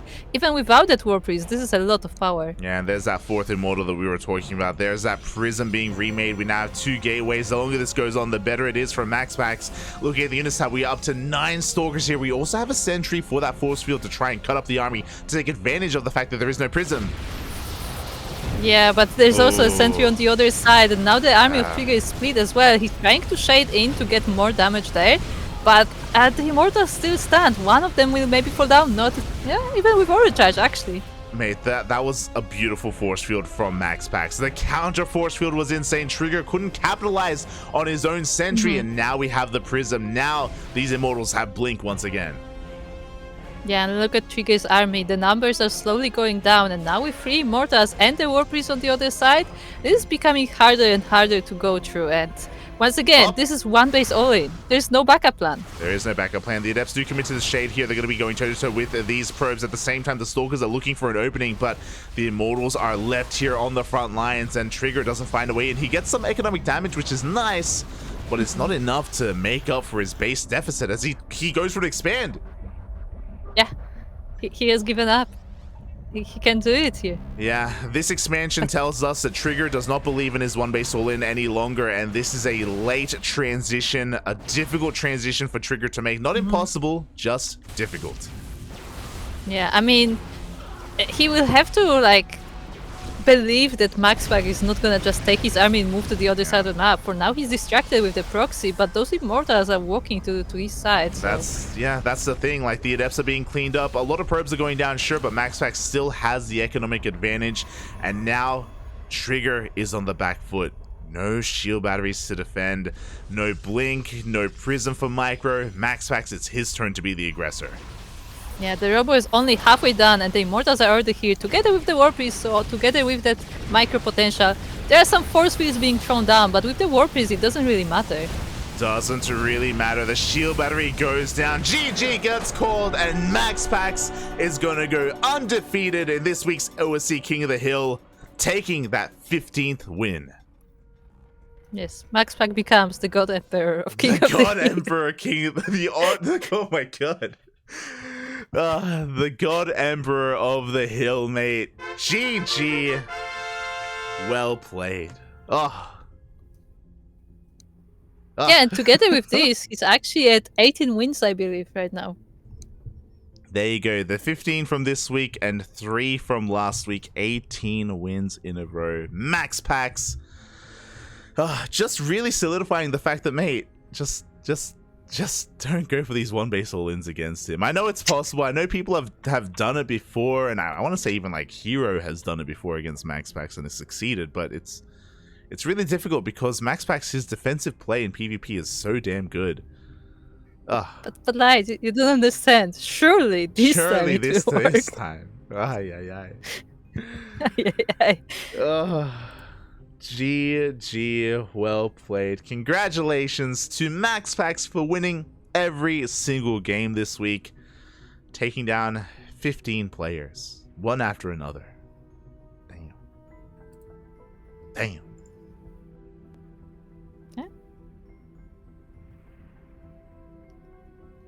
Yeah, Dave is saying that Trigger has beaten MaxPax with 4 gates, but I mean, not this time. And this is what matters. Yeah, fool him once, shame on you, sort of thing. Ay.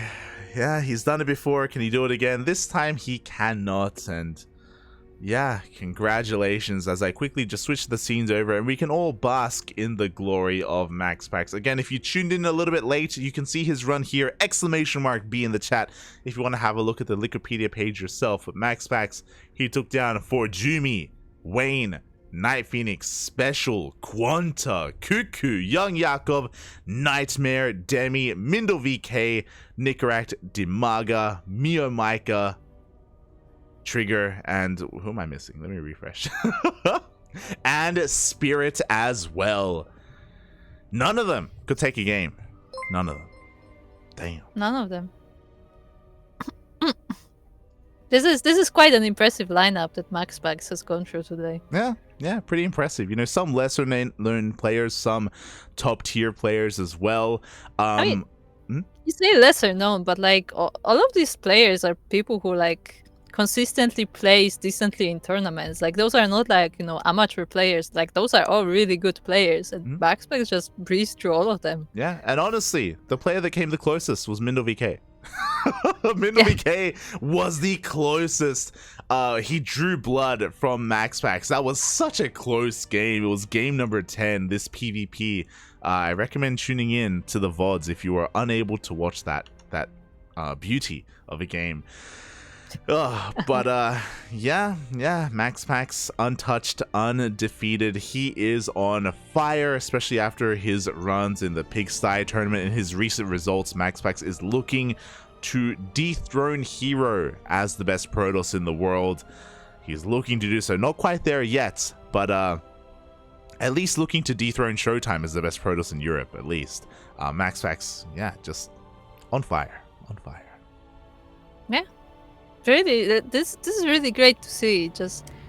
I hope we can see MaxPax in more tournaments, and I hope he actually takes part in some offline tournaments as well eventually. I don't know. At this point, I don't see that happening. Yeah, me neither, that's okay. We don't need to see that. It would be great. Yeah, I respect that actually. Yeah. It would be amazing to see him in the World Finals, to see him at Katowice. I think we all would love to see that. But at the same time, it's his choice, and if he's not comfortable going to these offline events, then it is what it is. But when it comes to the online events, when it comes to the EU Masters regionals, MaxPax will be there, and yeah, he's looking in for. He's probably a contestant for the very top spots. Oh, yeah. I don't know if I want to say the winner, because I mean, look, like we still have some really good players there in the top of Europe, but he's getting there. Yeah. Like MaxPax is looking really good against the Protosses and the Terrans. It's hard to say just because Raynor and Cyril, they don't play in too many of these online events, so I don't really. It's hard to kind of judge MaxPax against the two of them. I guess Raynor does play open cows, but he often off races. Yeah, he off races. He memes it up. He listens to his rap. He's like no, he always listens. It's true. He always listens to his rap. It's true. If he's not listening, how he wins. Something's wrong. Yeah, exactly. Yeah. But regardless, very GG, well played. Great games that were had here today, and I recommend checking out the VODs if you missed out on some of them, because there were some really juicy ones there. Not gonna lie, very juicy ones. With that, thank you so much, everyone, for tuning in. That is gonna be the end of our broadcast. Also, since we're on like commenting all of these great games that we've seen today, as a reminder, we do send the replay packs of OSC King of the Hill to our subscribers and to our patrons of the $5 tier and up. So if you are interested to see how MaxPax has defeated all these players today, then you can have those replays and check out for yourself. There you go. There you go. That is a possibility if you are interested. Speaking of, shout out to Dave Tester in the chat for resubscribing for 8 months in a row. Thank you so much, Dave. We appreciate it. We appreciate it. Another lovely community caster in the scene. Not just a caster, but also an organizer of events, as he is, of course, one of the brains behind the KSL. So thank you so much. We always do appreciate the support, Dave. Shout out to Blake Aduz for donating earlier as well, for tipping earlier. Thank you so much. Not something we get to see too often, but we always appreciate it as well. And yeah, thank you, Yakuzaku and Kuro, for jumping on and casting with me. Thank you. And thank you, Light, for doing marathon casting the entire weekend. Oh, we're still not done. We're still not done. Yeah, we're only halfway through. This just keeps going. Keeps on going. If you want to tune into some more Cranky Ducklings, then our next broadcast is going to be in 6.5 hours, if I'm not mistaken. Yeah, something like that. In 6.5 hours, after I get 5 hours of sleep, we will be back with some more StarCraft with the very first edition of the Tenacious Turtle Tussle, which is our edition of Battle of the Americas. It is a new tournament that we are running, that we are hosting for players from North America, Latin America, Oceania, Southeast Asia, China, Taiwan, Hong Kong. And that is it. So the smaller regions, basically. We are excluding Koreans and we are excluding Europeans. It is mainly focused on some of these other regions that maybe need a little bit more support. It's kind of like our way of doing our part in supporting some of these scenes that, yeah, don't get as much love and attention. KSL is doing a great job for the Korean scene, and we're basically trying to do this a similar thing for some of the other smaller regions as well. If you're interested in supporting us, !Patreon in the chat. It is set up to fund all of our events, then to eventually turn them into weeklies, and then to pay out and boost the prize pool as well. At the moment, we're still struggling to fund our events. We're just, paying that out of our own pocket for the time being, which is fine. It's what we've been doing for many years, and what we'll continue to do regardless as well. We're just trying to do our part. On that note, if you are part of any of those regions, as in the Americas or the current EPT Asia region, then sign up. If you are available, come play. You don't have to be a pro gamer to take part.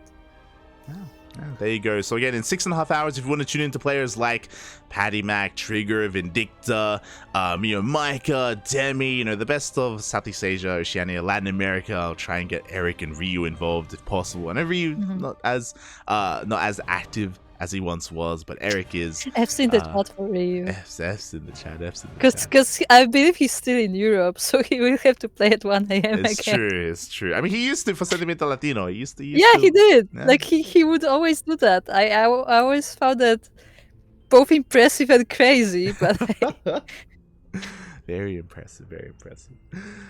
So yeah, if you're interested, again, 6.5 hours, we'll be back with some more StarCraft. After that is going to be ESL Open Cup Asia. So we're going to be having some back-to-back broadcasts tomorrow on Sunday. Thankfully, not back-to-back-to-back. That'll be next time when WTL comes back. Oh yeah. So look forward to that. Of course, before we wrap up, massive shout out to Eddie in the chat. Eddie is the puppet master. He is the CEO of OSC Esports, and without Eddie, this event wouldn't be possible, and we wouldn't have an amazing outcome like MaxPax going 15-0. So massive shout out to Eddie and OSC. Thank you.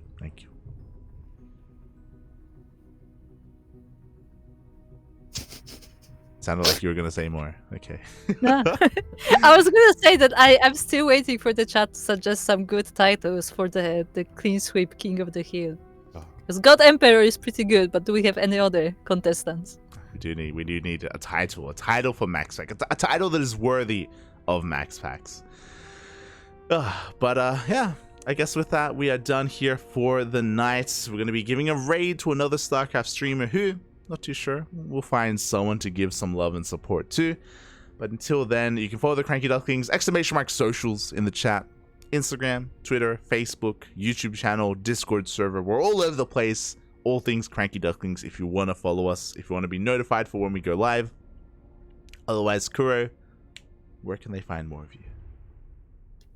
You can find more of me in the CranKy Ducklings Discord, on the CranKy Ducklings channel, on the CranKy Ducklings social media, or at my own channel at twitch.tv/16squatsanseki, where I'm tempted to do an art stream.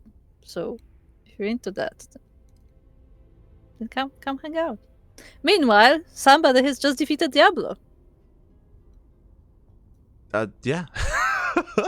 If you're interested, light_VIP on Twitch and Twitter. I do stream throughout the week, and I'm playing through my first playthrough of Diablo 2.